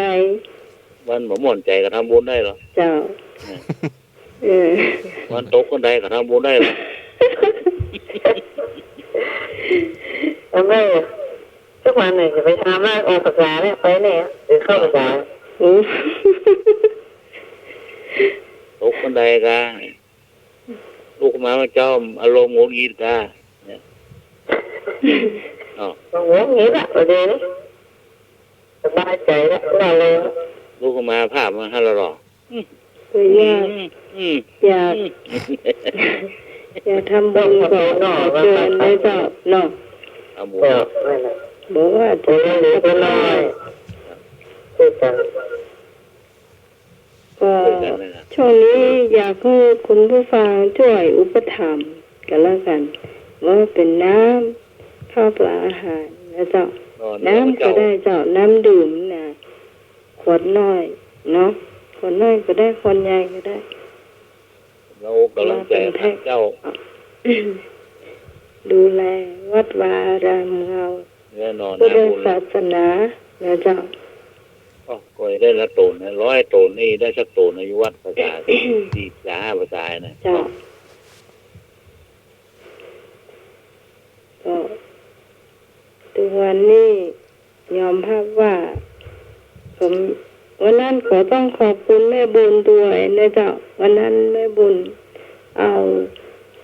แกงนะคะแกงฮังเลเนาะหอนึ่งเนาะเจ้าขนมจ๊อกเอาไปทำบุญก็ขอบคุณน้ำแถมเนาะ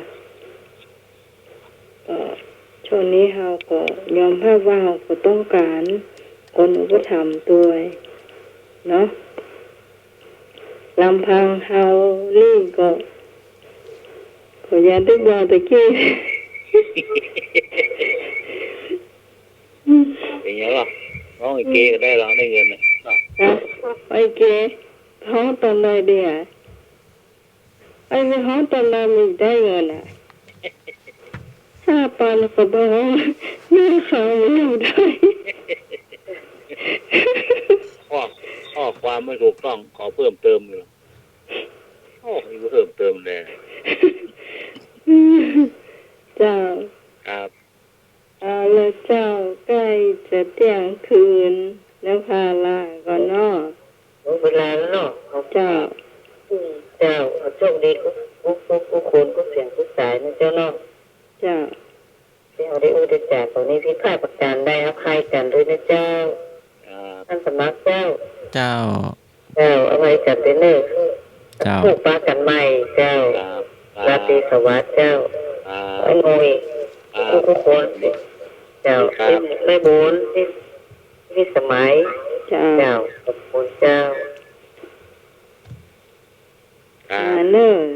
ไอ้หน่อยผมไปเนาะครับอาจารย์ก็ต้อนสมัครใหม่ครับแวนมาเสียทุกท่านนะครับครับก็ยืนยาว100 สาวนะครับรักษาสุขภาพครับเอานักนะครับวิ่งอยู่ใหม่ครับดีครับเจ้าขอบใจผู้ฟังท่านอื่นที่ฟังอยู่ที่ยังมารับมานอนเชิญเลยเจ้า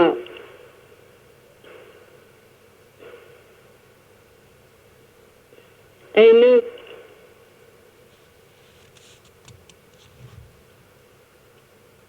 แม่บุญมาเนอะสวัสดีครับผมขออวยพรทุกท่านนะครับขอให้อยู่ดีมีสุขปราศจากโรคภัยไข้เจ็บหลายดวงนะครับสวัสดีครับสั้นง่ายแม่บุญมาเนอะรับพลังการแม่บุญทั้งยากกินแล้วหายแซ่บ